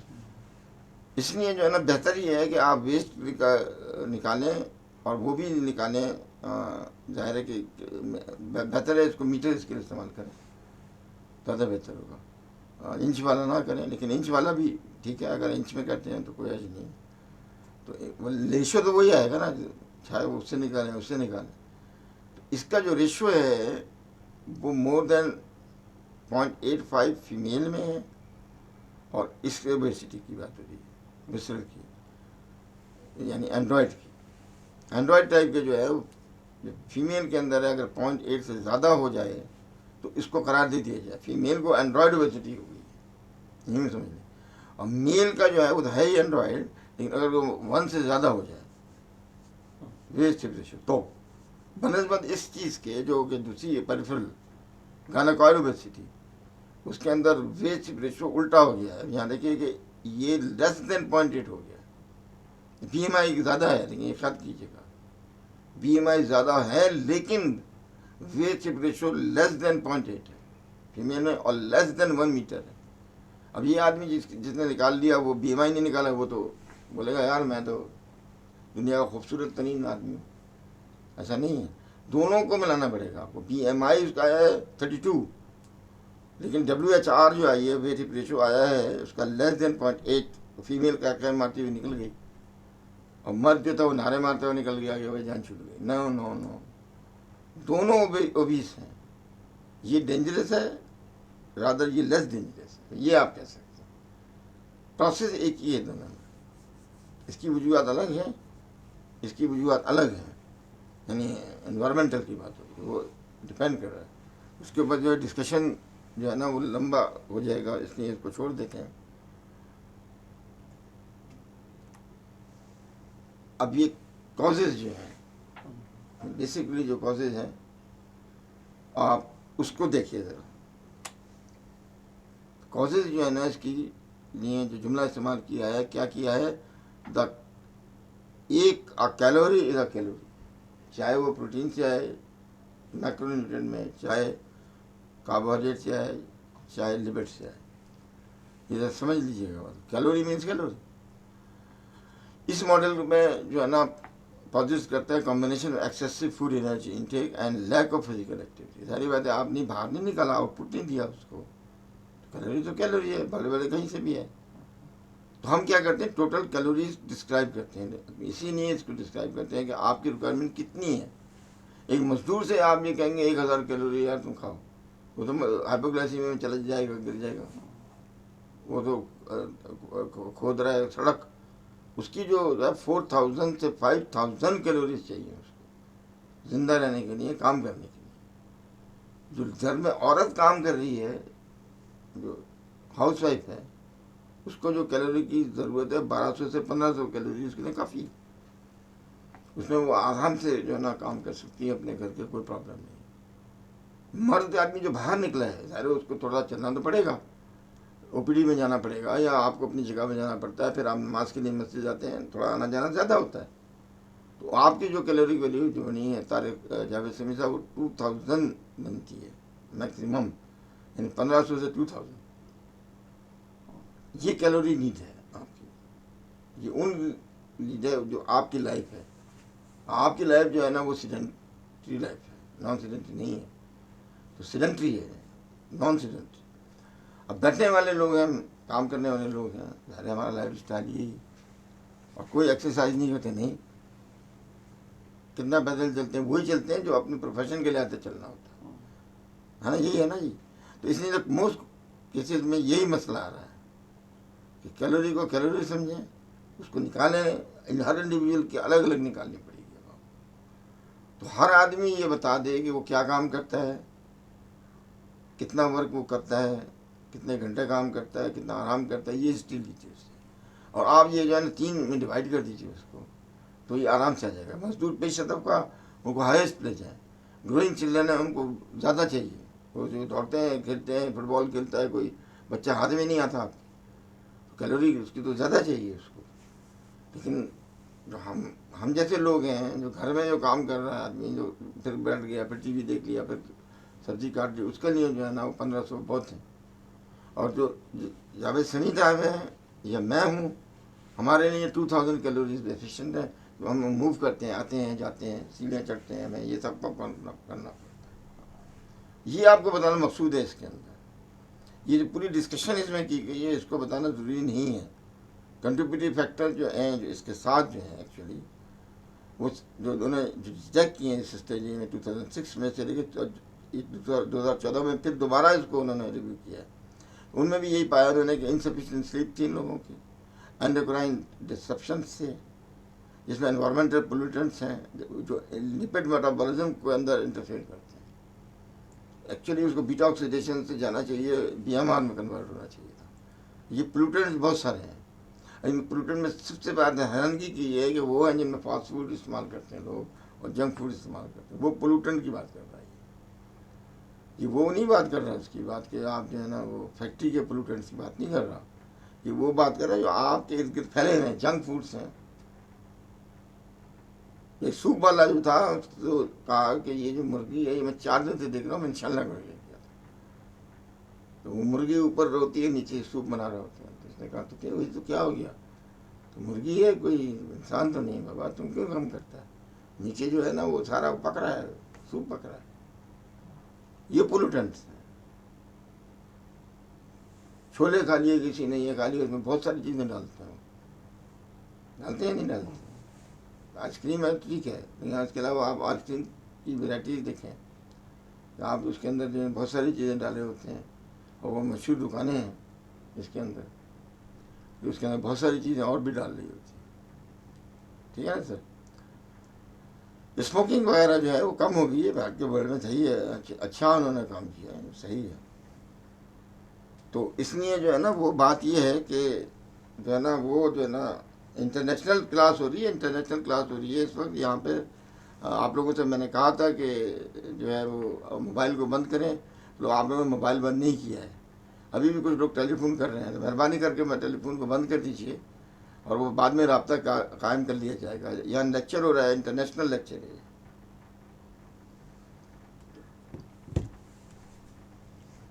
एंटीसाइकोटिक्स ड्रग्स हैं, इसके अलावा भी एंटीसाइकोटिक्स हैं। मैं तो इसके ऊपर जो है 1 घंटे बात कर सकता हूँ, लेकिन बहरहाल कहने के ये ड्रग्स हैं जो ले रहे होते उन्हें पता नहीं होता, ये वेट गेनिंग कर रहे हैं। इवन हैरानगी की बात यह है कि पाकिस्तान का सबसे बड़ा सर्जन ऑर्थोपेडिक का, उसको ये नहीं पता कि जो ड्रग दी है आफ्टर टोटल नी रिप्लेसमेंट, उसने जो है वेट गेन करा दिया मरीज का। अब वो झगड़ा कर रहा है 2 महीने में तुमने वजन बढ़ा लिया। तो हमने उनको बताया कि भाई सर ये जो है ना ये ड्रग आप दे रहे हैं पेशेंट को, ये वजन बढ़ाती है। कहने लगे किस अहमक ने कहा है। मैंने कहा नहीं सर, अहमक तो होगा डेफिनेटली आदमी, आप इतने बड़े प्रोफेसर हैं और फादर हैं तो है, लेकिन ये लिखा हुआ है। मैंने कहा हेरिसन में मैं दिखा देता हूँ, चलो छोड़ो रिसर्च पेपर को छोड़ते हैं, हम आपको उसमें दिखाते हैं। कहते हाँ वाकई। मैंने कहा जी हाँ। मैंने कहा मैं आज ही चेक करता हूँ इस बात को, मैं नहीं लिख, आपने अच्छी बात बताई, उसको नहीं मालूम। ये सो बिजी पर्सन उसको पता नहीं है कि ड्रग जो लिखी है वो प्रिस्क्राइबिंग इंफॉर्मेशन जो आप पढ़ते हैं ना ड्रग को, हमेशा याद रखिए, नियत करें कि जो नई ड्रग आप दे रहे हैं उसकी प्रिस्क्राइबिंग इंफॉर्मेशन जो उसने अंदर डिब्बे में बंद की वो ज़रूर पढ़ लें, ताकि आपके ऊपर कोई वो ना हो बार बार साइड इफेक्ट देख, वो उनको नहीं पढ़ने दें, वो निकाल लिया करें हमेशा। मरीज पढ़ेगा उसकी समझ में नहीं आएगा, वो दवाई नहीं खाएगा। तो हर चीज़ का जो एडवर्स है साइड इफेक्ट तो हर दवा का पानी के भी होता है, आप समझा दें उसको, आपको शूट नहीं करेंगे दवाई तो निकाल लेंगे। एक्सेसिबिलिटी और रेस में इम्पोर्टेंट है। कुछ रेस में ज़्यादा है, वेट गेनिंग बहुत ज़्यादा है, कुछ रेस में कम है। प्रेगनेंसी के अंदर लेटर स्टेज में जो है वो जाहिर है कि जो प्रपोर्शन है इंक्रीज वेट का हो जाता है, बिल्कुल सही है ये, डेफिनेटली। और एपिजेनेटिक्स यानी वो रिस्क फैक्टर्स हैं जो कि जेनेटिक्स जिनको कवर नहीं करती, वो जो आपको जेनेटिक्स है वो जो माइक्रोस्कोपिक एग्जामिनेशन में या दूसरे एग्जामिनेशन में इम्यूनो एसिड से आप निकालते हैं ना उसको, तो एपिजेनेटिक्स उससे भी ऊपर की चीज़ है जो चली आ रही है बरसा बरस से। मेरे खकड़ दादा से भी पहले चले जाएँ आप, चले, मैं हमेशा इमाम हुसैन की औलाद में से आपके सामने बैठा हूँ, मेरे दादा हैं, तो वहाँ से जो कुछ आएगा ड्राइव होके कुछ ना कुछ तो आएगा ना, असरात के एपिजेनेटिक्स है, इसको कहते हैं। तो आप पकड़ना बहुत मुश्किल होता है, इसका बहुत मुश्किल होता है। तो ये जो है एपिजेनेटिक्स को इतना सा याद रखिए कि ये जो है वो है जो पीछे से ट्रैवल करती हुई आ रही है, जिसको आप नहीं बता सकते किसी तरह से भी। कि वो जो है ना, एक आदमी ख़ानदानी किसी आप कहते थे, वो क्यों बोलते थे कि ख़ानदानी आदमी में शादी करो, पैसा नहीं हो, बेशक वो भिखारी बंदा हो, बिल्कुल उसके बाद गरीब हो, लेकिन ख़ानदानी हो। इसकी रीज़न एपिजेनेटिक्स, उसमें वो अपनी बीवी को अच्छा रखेगा, खुश रखेगा, बहुत अच्छा रखेगा, इज्जत रखेगा, तकरीम देगा। तो जेनेटिक में तो नहीं आएगा ना, ये ऊपर चला जाएगा। उसमें जो है ना ये फैक्टर्स भी हैं कि उनके सारे के सारे जो इतने भी आपको मिलेंगे तुर्क, और पीछे वाले उनकी बिल्ड देखें आपको पता चल जाएगी। खूबसूरत तरीन मर्द हैं दुनिया के, खूबसूरत तरीन औरतें शाम की, मिस्र की, ये सारा एरिया ये पट्टी के इनसे ज़्यादा खूबसूरत लोग हैं ही नहीं। और उनकी जो है ना आप देखेंगे ये भी जेनेटिक्स की वजह से हुआ है। हालांकि आदम की औलाद तो सभी है ना फिर, लेकिन वो जो है ना जेनेटिक्स ने जो है ना उसको डिवाइड कर दिया, मुख्तलिफ जगहों पर फेंक दिया, नॉर्थ अमेरिका चला गया, न्यूजीलैंड चला गया, इधर चला गया, उधर चला गया। नेचुरल सिलेक्शन ऑफ हायर भी हमारा नेचुरल, वो जो अभी मैंने बात पहले भी बता दिया था, आपने खुद सेलेक्ट किया है इसको। मैं BMI को ज़्यादा रखना पसंद करूँगा, आपका सिलेक्शन है ना ये। तो असॉर्टेड मैचिंग जो है ना, असॉर्टेटिव मैचिंग जो है ना, ये बिल्कुल लोगों के लिए नई टर्मिनोलॉजी है, ये बड़ी अहम बात है सर। ये बात याद रखिएगा कि मैं नाम नहीं लेना चाहता हूँ, उसने बंदे का पाकिस्तान का सदर रह चुका है, उसने जो है ना इंकशाफ किया था, उसके सेक्रेटरी ने भी इंकशाफ किया और इसके जो करीबी लोग हैं उन्होंने इंकशाफ किया। उनकी एज जो थी वो 60 हो चुकी थी और वो आशिक थे, वो खुद जो थे हाई बिल्ड के थे, उनका BMI 35 से ज़्यादा था उस सदर का, और पाकिस्तानी सदर, और वो मोटी औरतों को पसंद करता था। यानी जिसका BMI तकरीबन 30, 32, 33 से ऊपर हो तो वो लेके आओ, आप नहीं समझते, यशी है ये। तो नहीं, वो आदमी जो मोटा होता है वो मोटी औरत को पसंद करेगा, याद रखिए। ये असॉर्टेड मैचिंग कहते हैं। जब मोटा आदमी मोटी औरत को पसंद करेगा जो उनके चिल्ड्रन ड्राइव करेंगे, तो उनमें एपिजेनेटिक्स आ जाएगा। जेनेटिक तो आएगा, एपिजेनेटिक भी आ जाएगा। इधर पीछे से ऐसा चलता आ रहा है सिलसिला। असॉर्टेड मैचिंग की जो बाई प्रोडक्ट आएगी, बच्चे आएंगे, जो औलादें होंगी, वो भी जो है ना टेंडेंसी टूवर्ड वेट गेन होंगी। ये प्रूव्ड आर्टिकल है, there is no doubt about it. जानवरों में भी पाया जाता है। जानवर जो होता है वो बकरा जो है ना, वो बकरा बहुत तगड़ा होता है, तो वो बकरी देख कर जो है ना उसके करीब जाएगा। अगर सूखी सुखड़ी बकरी होगी उसके पास नहीं जाएगा, कभी भी नहीं जाएगा। वो मोटी ताज़ी बकरी को पे लगतेगा, वहाँ जाएगा कि भाई ये मेरी असॉर्टेटिव है, इंस्टिंक्ट है उसकी।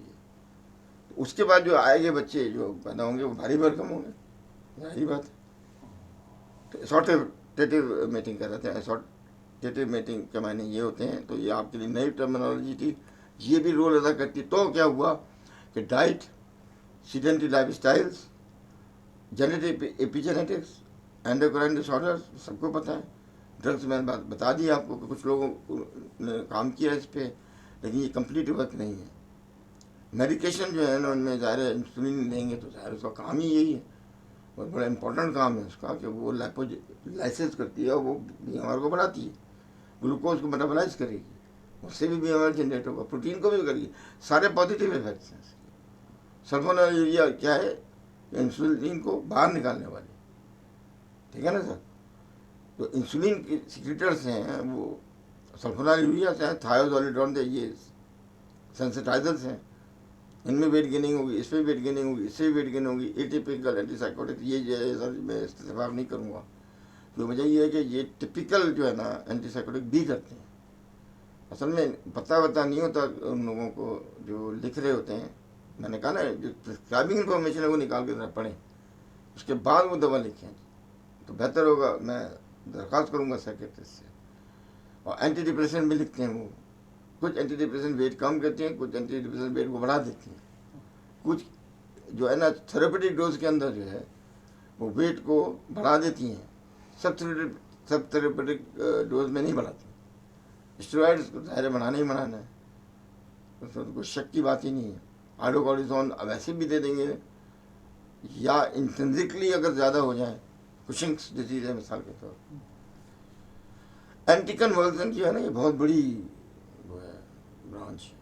इससे आजकल जो इस्तेमाल कर रहे हैं एज एंटी कन्वर्जन इस्तेमाल नहीं करते, मिग्रेन में भी इस्तेमाल करते हैं, आप डायबिटीज़ के अंदर जो न्यूरोपैथी उसमें भी इस्तेमाल करते हैं, तो फिर उसके थ्रेशोल्ड लेवल, पेन के थ्रेशोल्ड लेवल को कम करने इस्तेमाल करते हैं। वेलप्रोड डेरिवेटिव बहुत सारे हैं, उसमें आप इस्तेमाल जो करें गाबापेंटिन वगैरह इस्तेमाल करते हैं, वो वेट गेन करेगी। वो गाबापेंटिन का झगड़ा था जो मैंने उनको सर्जन जो थे हमारे उस्तादों के उस्ताद हैं, किंग मेकर हैं, उनको नहीं मालूम थी ये बात। और पिजोटिफिन तो वैसे भी ज़ाहिरी बात है, आपको मालूम है मुसीबत देती है वेट बढ़ाने के लिए, तो वो तो पिजोटिफिन, लेकिन एक और जगह भी इस्तेमाल होती है, मिग्रेन अटैक को रोकने के लिए भी इस्तेमाल करते हैं। तो बता देंगे अगर ये वेट बढ़ रहा है तो आप इस्तेमाल ना करें, आप दूसरी कोई इस्तेमाल कर दें, प्रिवेंटिव थेरेपी। और हार्मोनल कंट्रासेप्शंस कुछ ऐसे भी हैं, हार्मोन्स जो आप रिप्लेस करते हैं, एस्ट्रोजन्स हैं मिसाल के तौर पे, आपने उसको बैक नहीं किया प्रोजेस्टेरोन से तो वेट बढ़ जाएगा। एस्ट्रोजन डेरिवेटिव्स जो हैं विदाउट अगर जो प्रोजेस्टेरोन के दें तो वो वेट गेनिंग होंगे, बहुत तेज़ी के साथ होंगे, और थ्रोम्बोटिक इवेंट्स बढ़ जाएंगे पेशेंट के। जैसे मेटाबॉलिक सिंड्रोम को डेवलप करने में आसानी के साथ करवा दें आप इन लोगों को, कोई प्रॉब्लम ही नहीं। उनमें जो है आपको मालूम है कि थ्रोम्बोटिक टेंडेंसी बहुत ज़्यादा होती है। ये पैथोजेनेसिस ऑफ ओबेसिटी है जो इसमें बहुत ज़बरदस्त डिस्क्रिप्शन है। इसको जो है ना जो आम आदमी है उसके लिए ये एक बहुत मुश्किल है समझना। ये रिसर्चर्स हैं वो तो समझ लेंगे ये क्या चीज़ है, उन लोगों के लिए जिन जो समझना चाहते हैं फूड इनटेक और फूड जो है ना आप ये एनर्जी बैलेंस कर रहे हैं उसका आउटपुट, उसमें अगर इंडिफरेंस हो जाएगा तो वेट बढ़ जाएगा। उसको डिस्क्राइब इस तरह किया गया है। ये रिसर्च जो है ना ये 30 साल 40 साल की रिसर्च पर मुहित है। हाइपोथैलेमस इतनी सी जगह है जो सारी जगह से जो है ना वो स्टिमुलस ले रही है, छोटा है 1 सेंटीमीटर भी नहीं होता है। और इसी के साथ जो है ना एक और चीज़ भी होती है, पीनियल ग्लैंड कहते हैं आप उसको। उनको ये मालूम था कि वेस्टिजियल ऑर्गन है पीनियल ग्लैंड, बाद में मालूम नहीं है इसका फंक्शन भी है भाई। बाद में मालूम चला नहीं ये तो मास्टर ग्लैंड कौन सा होता है, एंडोक्राइन ग्लैंड, पिट्यूटरी होता है।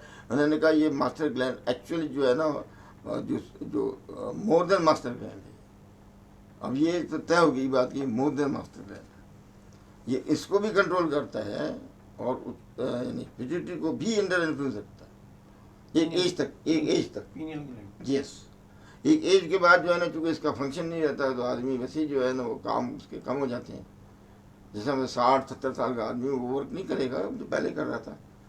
30 साल के आदमी वाला वर्क देते भी नहीं है, अमेरिकन उनको वो काम देते भी नहीं है। पीनल ग्लैंड जो होता है ट्रॉफी होने लगता है, कैल्शिफाई हो जाता है। अब ये रह जाता है उनके लिए मार्कर, रेडियोलॉजिकल मार्कर हो जाता है कि ये वो जगह है जहाँ पे हाइपोथैलेमस है, ये वो जगह है जहाँ मिड ब्रेन है। ब्रेन एक्शन की बात होगी। आजकल तो ज़ाहिर है आप करते हैं ECT कर लेते हैं, MRI कर लेते हैं। एक ज़माना था कि ये एक ज़बरदस्त लैंडमार्क था, classification of the pineal body. Opinion gland नहीं है हमारे, उसके हाथ से नहीं, फिजियोलॉजी के लिहाज से आप देखें, इस जितने भी आपके जज्बात हैं, एहसासात हैं, फिर उसके बाद एंडोक्राइन कंट्रोल है, इसका मतलब ये मास्टर ग्लैंड के ऊपर इसका इन्फ्लुएंस है, through via hypothalamus without hypothalamus भी है, दोनों है।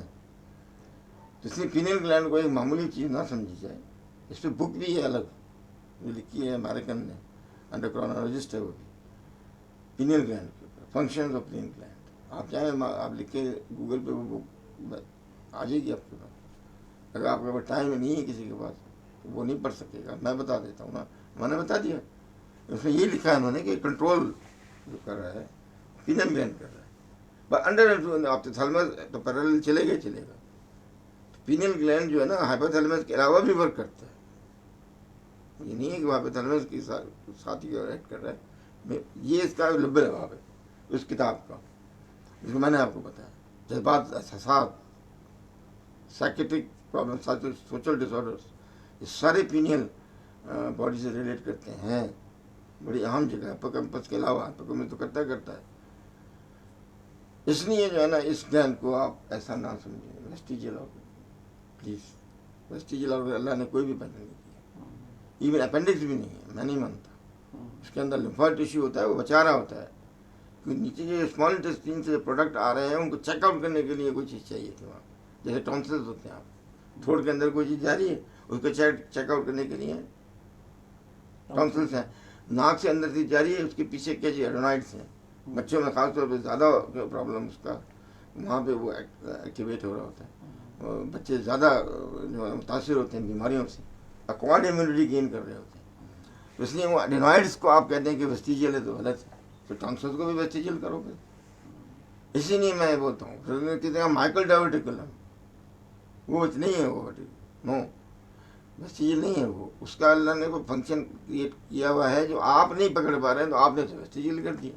पीनल बॉडी को तो वेस्टिजियल पहले कर दिया था, अब क्यों नहीं किया वेस्टिजियल? अब आप कहने बड़ा ज़बरदस्त फंक्शन, तो इसका भी आ जाएगा डायवर्टिकुलम का, कि जो मैकल डायवर्टिकुलम जो है ना उसका भी एक फंक्शन है। क्योंकि आप जो है ना जैसे जैसे एज जाएगी, जो हमारे साथी सुन रहे हैं उनके बच्चे ये निकाल लेंगे, इसको प्रूव कर देंगे। ये कहते हैं सेंट्रल सिग्नल्स हैं देखिए इसमें, और एक्सटर्नल फैक्टर्स हैं। असल में जो सारी कहानी बन रही है, आपने फूड खा लिया उसके बाद की कहानी है। अब ये जो फूड इनटेक का प्रोसेस आ रहा है, ये सिग्नल्स के ऊपर डिपेंड करता है। तो सेंट्रल सिग्नल जो हैं, जिनमें न्यूरोट्रांसमीटर्स कहते हैं आप, स्टिमुलेटिंग न्यूरोट्रांसमीटर्स है, इनहिबिटरी न्यूरोट्रांसमीटर, ये लिखे हुए हैं। न्यूरोपेप्टाइड है, और इसी तरह से EGPR है, यानी एग्लूटाइड, एग्लूटू रिलेटेड प्रोटीन जिसे आप कहते हैं, छोटे नाम याद न रखें इसके, ग्लानिन और फला। और इनहिबिटरी हैं सिग्नल्स जो इनहिबिट करते हैं, एपेटाइट की बात होती है, उसमें अल्फा MSH है, CRH है, GLP-1 है, काट है, NE है, नॉन एपिनेफ्रिन, हाइड्रोक्सीटिटामिन है। ये वो जो है ना इनहिबिट करते हैं। फूड गया है और ये सटाइटी कर देते हैं, ये स्टिमुलेट करते हैं एपेटाइट को, ये इनहिबिट करते हैं। लेकिन पेरिफेरल सिग्नल के बगैर ये काम नहीं कर सकते। असल में तो आप देखें, आप जाते हैं, आप कहते हैं बड़ी इश्तहांगेज खुशबू है, कैसे पता चलता है? आपको भूख बढ़ जाती है। आप जो है ना इससे पहले जो दे रहा होता है होटल के अंदर, सर्व कर रहा होता है वो स्टार्टर्स, वो जब लेके आता है तो बड़ा सजा बना के चीज़ें पेश करता है। वो सूप्स होते हैं, इनमें बहुत सारी चीज़ें होती हैं, वो होता है सेंट्रल सिग्नल्स के लिए। अभी खाए ही नहीं आप, तो देख रहे हैं अभी आप। इसमें से क्या किया, स्टिमुलेटर आ गया। अब आपने कहा यार ये अली हैदर साहब जो लेक्चर देंगे ये तो 1 घंटे का होगा, उसके बाद खाना मिलेगा, ये लेक्चर ख़त्म होने के बाद, जैसे आप लोग इंतज़ार कर रहे हैं। तो इसलिए स्टिमुलेटर है ये। इनहिबिटर्स भी होते हैं, लेकिन सर मेरे लिए इनहिबिटर है, डॉक्टर जावेद समीर के स्टिमुलेटर है, बकरे की जो रान की खुशबू। हर आदमी के अपना अपना मिजाज है ना, उस लिहाज से ये सिग्नल्स जो होते हैं बैलेंस करते हैं, इनहिबिटरी एंड स्टिमुलेटर। स्टिमुलेटर अगर ज़्यादा होंगे भूख बढ़ जाएगी, इनहिबिटरी ज़्यादा होंगे तो कम हो जाएगी। इसका बैलेंस है ये जो ब्रेन में, और ये पीनियल ग्लैंड से बहुत गहरा होता है। पेरिफेरल सिग्नल या पेरिफेरल ऑर्गन से जो आ रहे हैं, उसमें ग्लूकोज है जो नेगेटिव है, ज़ाहिरी बात है, वो उसकी जो है ना पूरा बैलेंस है मेटाबॉलिज्म का। तो इसके बाद जो कोलिसिस्टोकिनीन है, GLP-1 है, ग्लूकोगोन लाइक 1 पेप्टाइड है, और FOA4 वगैरह, ये सारे के सारे जो है नेगेटिव सिग्नल्स हैं। अगर आप प्योरली ग्लूकोज का ग्लास पी लें तो आपको ये नेगेटिव दे देगा, यहाँ पे इनहिबिट कर देगा इसको, यहाँ ऊपर जाएगा तो इनहिबिट वाले हार्मोन्स एक्ट करेंगे, उसको सप्रेस करेंगे। आप 1 घंटे के बाद अगर आपको भूख लगेगी तो लगेगी। या आपने ऐसी चीज़ खा ली है जो पेट के अंदर जिसने CCK को निकाल दिया, मिसाल के साथ आपने भुट्टा जो है ना, उसके तो कोई कैलोरी वैल्यू होती ही नहीं है। आपने खा लिया मकई, एक मुट्ठी खा ली, उसके बाद आपसे कहा जाए कि भाई आप पानी भी पी लिया आपने, अब वो उसने क्या किया, अंदर जाके वो एक मांस बन गया स्टमक के अंदर, बल्क, उसने कोलिसिस्टोकिनीन रिलीज किया, अभी इंटेस्टाइन में नहीं आया ये। अब कोलिसिस्टोकिनीन रिलीज होगा तो इसका इफेक्ट नेगेटिव होगा, यानी इनहिबिटरी हार्मोन्स जो है ना वो एक्शन में आएंगे, इसको डिप्रेस कर देंगे। तो क्या होगा, आप नहीं खाएंगे, नहीं खाएंगे ना, हमें रुक जाएंगे, मैं 1 घंटे 2 घंटे बाद देखूंगा, अभी तो मैं नहीं खा सकता। तरकीब क्या क्या है, पिज़्ज़ा हट वालों के पहले वो सर्व कर देते हैं वो चीज़ें जो सैलेड टाइप की होती हैं, वो खिलाना शुरू कर देते हैं, जब तक तकरीर वो बंदा कर रहा है वो करेगा, अच्छी तसी में जाए। और बाद में जो है ना, जो पिज़्ज़ा की जो है वो आधा पिज़्ज़ा खाना बड़ा मुश्किल होता है, ऐसे ही होता है ना जी। तो इसलिए जो है ना वो उनकी तरकीब वैसी ही होती है। और दिल्ली वाले क्या करते हैं, या जो खाने खाते हैं मुगलई की डिशेज, उनकी भी तरकीब यही होती है कि वो जो है ना, आपने इतना ज़्यादा वो डालते हैं उसमें घी वगैरह को, जो धोने वाले पहले खा लेंगे आप, तो अंदर जब जाएगा, जो स्टमक के अंदर हो जाएगा, तो CCK को रिलीज करेगा वो दम टॉस करके, वो इनहिबिट कर देगा। नहीं तो आप 3-4 वालों के बाद जो है ना वो ज़्यादा आधी रोटी खा लेंगे, इसलिए वो क्या करते हैं कि वो उसको बढ़ा देते हैं। कुक को कहते हैं यार आदमी ज़्यादा है, डू इट, वो इस तरह कर देता है।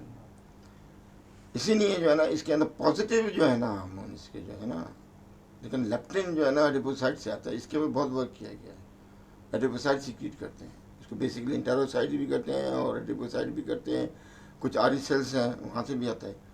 ये नेगेटिव इफेक्ट देता है, यहाँ पे जो नेगेटिव इफेक्ट देता है इसके बाद इसको स्टिमुलेट कर रहा है इस सिस्टम को, यहाँ लिखा हुआ है।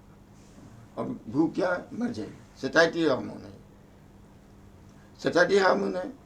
लेकिन इसके मुकाबले में कॉर्टिजोल को आप देंगे, ये पॉजिटिव इफेक्ट देगा। घर्लिन भी जो इंटेस्टाइन से आ रही है, और खुद एडिपोसाइट्स से भी आती है, इंटेस्टाइन से भी आती है, पेनक्रियास से भी आती है, ये घरेलिन वगैरह जितनी चीज़ें हैं, वो जो है ना वो क्या कि पॉजिटिवली देगा, वो इसको स्टिमुलेट कर देगी।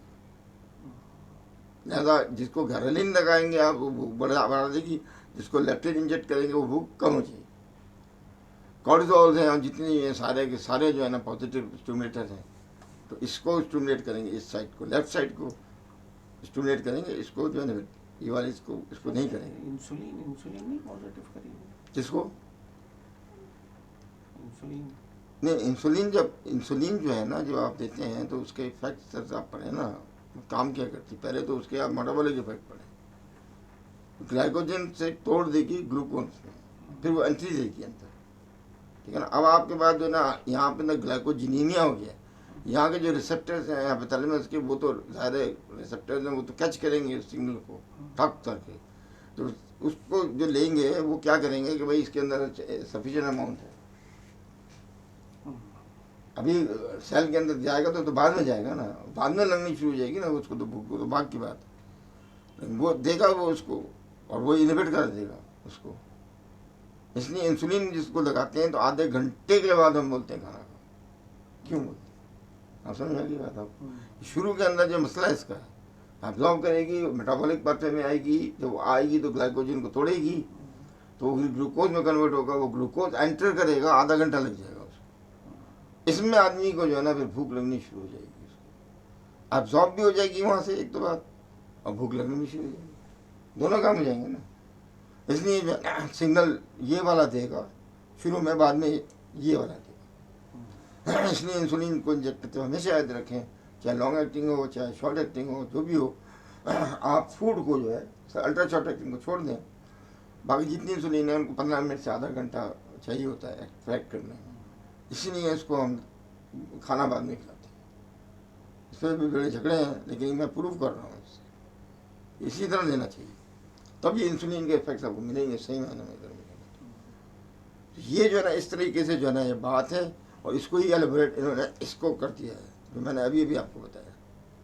इसको एलिबरेट कर दिया इन्होंने डायग्राम में, पॉजिटिव एनर्जी बैलेंस के साथ ही पूरी की पूरी इन्होंने बता दी है आपको। अब इसके अंदर विसरल ओबेसिटी लिवर, ये जो एक्सेसिव फैट जमा होगा जिसकी मैंने बात की थी, वो लिवर में जमा हो सकता है, यहाँ भी जमा हो सकता है, पेनक्रियास में भी, मसल में अंदर फैट जमा हो सकता है, प्लूरल में हो सकता है, पेरिटोनियम में हो सकता है, और ये सारी जगहों पे लिखी हैं एरियाज जहाँ पे नहीं होना चाहिए था वहाँ पे जमा हो जाता है। अब वो थक गए एडिपोसाइड, उनके फुल हो चुके हैं। थोड़ा बहुत एडिपोसाइड पेरी पेनक्रेटिक टिश्यू जिसे कहते हैं, आप एनाटॉमी अगर आना पड़ी है तो वहाँ एडिपोसाइड्स होते हैं, वो उसको लपेट लेते हैं चादर के तौर पर। ये तो बहुत बुरी बात है। पेनक्रियास को आप स्ट्रेस देने, ये याद रखिए कि ये जो है ना डिपोजिशन जो है ना, ये इन्फ्लेमेटरी रिस्पॉन्स करता है, कैच करता है न्यूट्रोफिल्स को, अटैक करता है। इसीलिए हाइपरटाइरोडिज्मिया जिसको होता है उसको पेनक्रियाटाइटिस हो जाता है। That is the reason. इसी तरीके से जो है ना और दूसरी डिजीज है जहाँ लिखी गई हैं ये पे, तो ये सिर्फ आपके लिए, उन लोगों के लिए है ये बिगनर्स हैं, उनके लिए इतना बात काफ़ी थी कि उसको जमा करवा रहे हैं आप, इस्तेमाल नहीं कर रहे ना, जमा कर रहे हैं आप, तो जमा करा रहे हैं तो उसका हशर नशर हो जाएगा। इसके अंदर जो है ना ये एपिजेनेटिक है, इसकी एनकोड लेप्टिन है, या hormone produce from the fat, इसकी इनकोड ऑफ जीन कहलाती है। कुछ लोगों के अंदर क्वांटिटेटिव डिफेक्ट होता है, कुछ में क्वालिटेटिव डिफेक्ट होता है। तो ऑफ जीन जो है ना वो मेन चीज़ है जिससे लेप्टिन इनकोड होता है।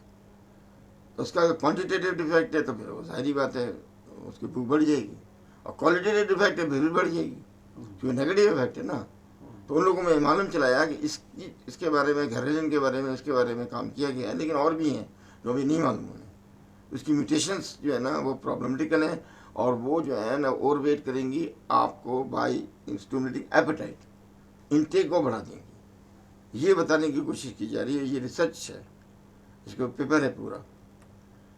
क्लिनिकल असेसमेंट जब आप करते हैं किसी को, ठीक है ना सर, तो कैसे करते हैं आप? मरीज आता है, उसको आप एतमाद में लेते हैं, वो आया किसी चीज़ के लिए भी, हमें नहीं मालूम, लेकिन आपको जो है ना ये काम करना है जो कि लिखा गया है कि असेसमेंट उसको आपको करना है। तो आप वही काम करेंगे जो एक आम पेशेंट के साथ करते हैं। सबसे पहले जो है ना वो आप उसका BMI निकालें, जो आपने सेक्रेटरी को बताएंगे हर एक का निकालो, और वेट सर्कमफ्रेंस निकालें हिप के साथ, दोनों को मिला के देखिएगा। फिर आप उसको बता दें कि भाई आप कहाँ लॉन्च करते हैं, ये आपका काम था बताना। अब हमारा LNL बना, अब उसके जो इफेक्ट आएंगे तो क्या होगा, जनरल फिजिकल एग्जामिनेशन करना पड़ेगा आपको, कार्डियोवास्कुलर करना पड़ेगा, रेस्पिरेटरी सिस्टम करना पड़ेगा, वो जैसे हम करते हैं वैसे ही आपको करना है। हर जगह कुछ ना कुछ निकल आएगा, अगर आपको सही एग्जामिनेशन करना आता है तो निकल आएगा।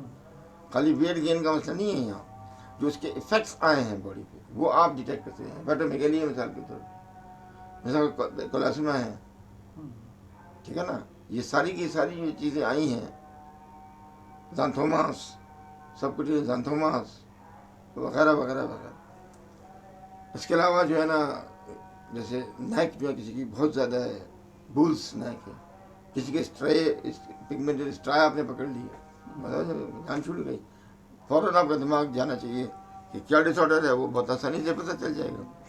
यस, अब जो है ना वो उसके बाद जो है ना लैब असेसमेंट कराना जाएंगे, वो आप कराते ही हमेशा, वो तो हमेशा हर एक की करते हैं। CBC से नीचे आते हैं तो फातिमा रिपोर्ट फाइल है, FBS है, हीमोग्लोबिन A1C है, आप कराते हैं, UC है, ये सारा आपको कराना है, सिस्टम वाइज कराना है। और जो आपको मिलने की है पॉजिटिव, जैसे क्लिनिकल एग्जामिनेशन में मैंने कहा था, वैसे अगर रेटिनलिस है, जो आपको घेरा लगातार आएगा आपको कॉर्निया के किनारे के ऊपर, जब आदमी यंग है। एक तो आर्केनेलिक्स होता है, ये बिल्कुल होता है येलो कलर का, और ये आई के जो कॉर्निया के बिल्कुल किनारे भी होता है, बहुत दिखे हैं।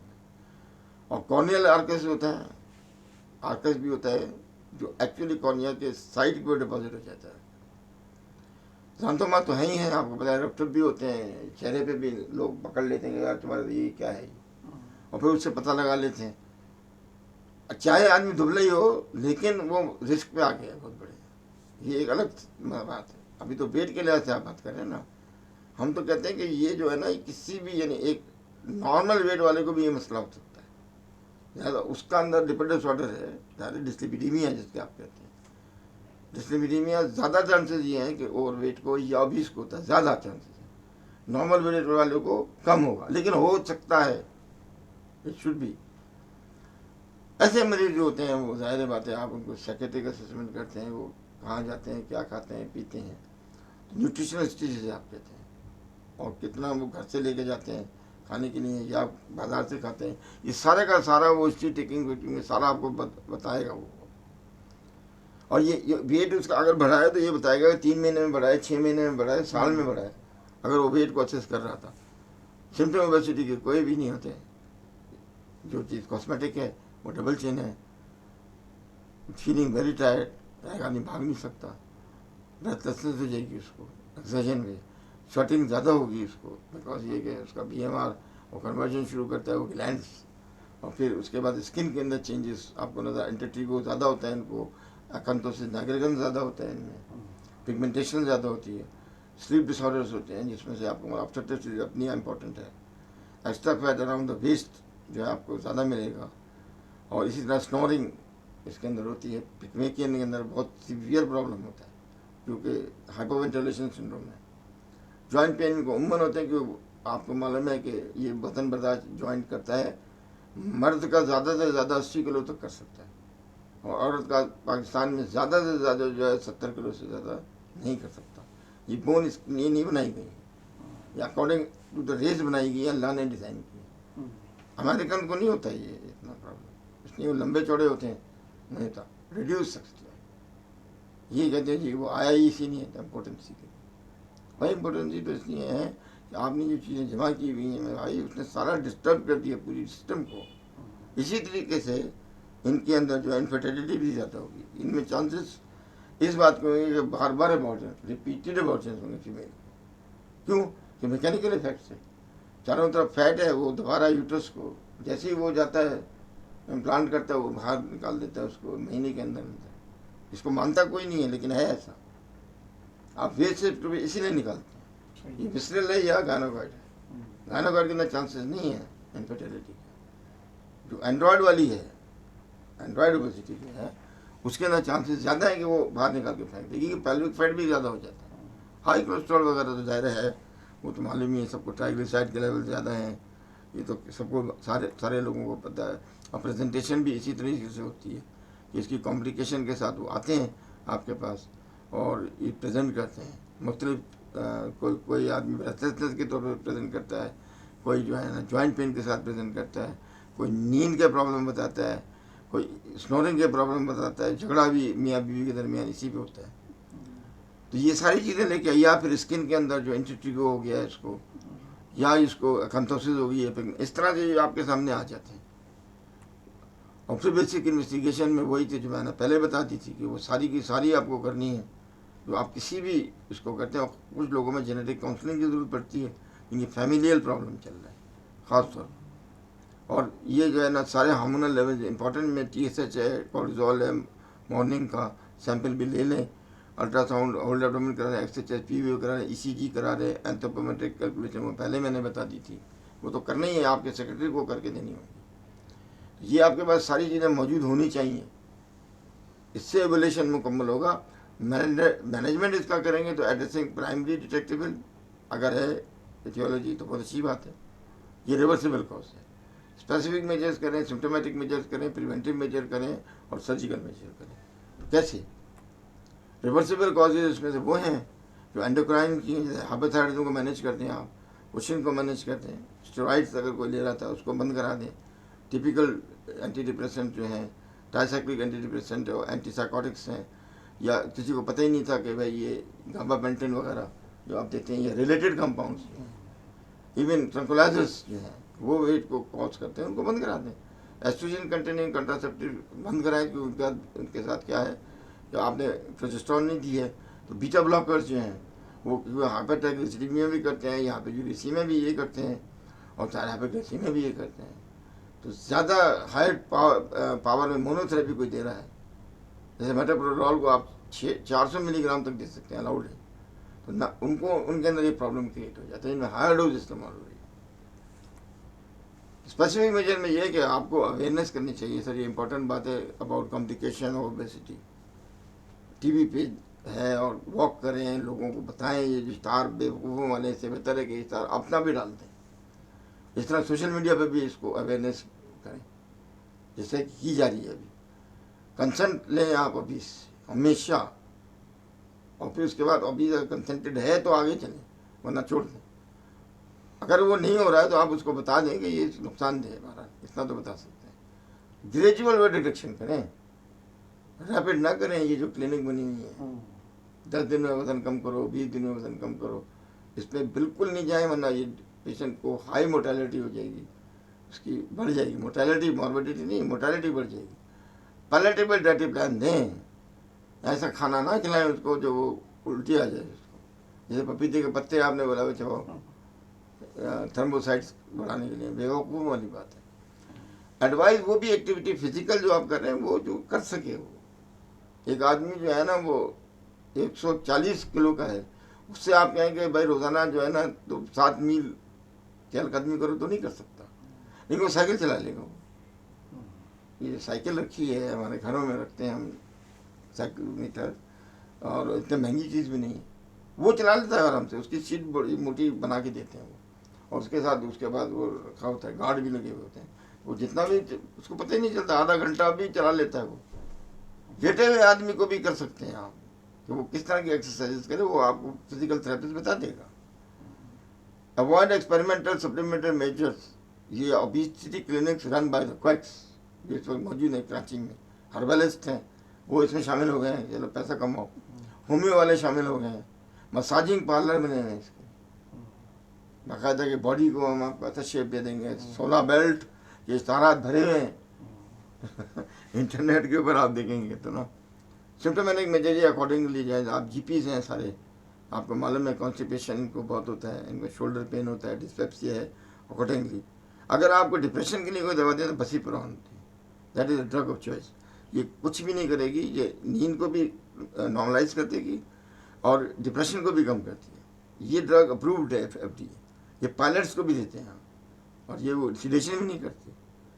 पायलट्स को दे रहे हैं तो सिडेशन का क्या सवाल पैदा होता है। तो फ्रीक्वेंसी ऑफ मैच्योरेशन के लिए सोलोमेटासिन, बुसरॉन के नाम से जाती है, बसरॉन के नाम से, बसपार 5 मिलीग्राम होती है, आप चाहे 2 दफ़ा दे दें। प्रिवेंटिव मेजर्स में तो सर यही है कि आपको ज़्यादा प्राइमरी प्रिवेंशन कार्डियोवास्कुलर डिजीज़ का करना है, और उसके लिए लाजमी तौर पे बंदूक की नोक पे मैं अगर होता प्रेसिडेंट पाकिस्तान तो कहता कि सारे लोग जो हैं 75 मिलीग्राम या तो क्लोपिडेग्रोल लें या ऐसे लें। मैं फिर जो क्या करता, वह सल्टान देता कि इसको आफ्टर लोड कम करने के लिए, चाहे वो BP हाई हो या ना हो, लाजमी तौर पे या मैं सल्टा दूंगा या फिर जो है दूसरी इसी ग्रुप से दे दूंगा रोजाटा, दोनों सेफ ड्रग है। ये इसकी सेफ्टी प्रोफाइल ज़्यादा है। अटारोसिस्टीन हर आदमी को देनी चाहिए, या रोजेबस्टीन 5 मिलीग्राम या अटारोसिस्टीन 10 मिलीग्राम। ये तो मैं बोलूँगा सारी कौम अमेरिका को लाजमी करार दी गई अब इस वक्त। अभी इसमें उन्होंने एक चीज़ शामिल नहीं की है, यहाँ पर रह गई है, वो कर देंगे। आपको मालूम है वो बीटा ब्लॉकर ऐसे डाल देंगे इसके अंदर, लो डोज में कार्बेडोल साहब यहाँ डालेंगे, अभी नहीं डाला है। Annual flu and pneumococcal vaccination लगवाएं, ठीक है ना। और फिर एडवाइस करें फीट केयर की, इनमें सबसे ज़्यादा प्रॉब्लम में फीट केयर का है। सर्जिकल मेजर में ये है कि वो जो कॉम्प्लिकेटेड मेजर हुए हैं वो surgical major, total knee replacement से उनका काम हो जाएगा, दर्द कम हो जाएगा। शोल्डर प्रोस्थेसिस से हैंड सर्जरीज होती हैं, हैंड जो होते हैं लोगों के टाइट हो जाते हैं, सर्जरी उनकी कॉम्प्लिकेशन की सर्जरी, इसकी सर्जरी नहीं, वो तो बाद में आएगी। ये पूरा का पूरा जो है ना एक्सप्लेन है कि हर सिस्टम इन्वॉल्व हुआ है इसके अंदर, ये आप रीड कर सकते हैं, इसको जानने की ज़रूरत नहीं है। Every system will be involve and that is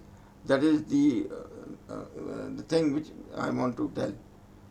तो ये जो है ना, ये हमारा जो है ना अभी इस वक्त जो है ना सेशन है नमाज के लिए, वी आर गोइंग, अभी एंड ऑफ हियर, यहाँ पे इसको हम रोकेंगे और फिर थोड़ा सा और है 15 मिनट की सेशन होगा।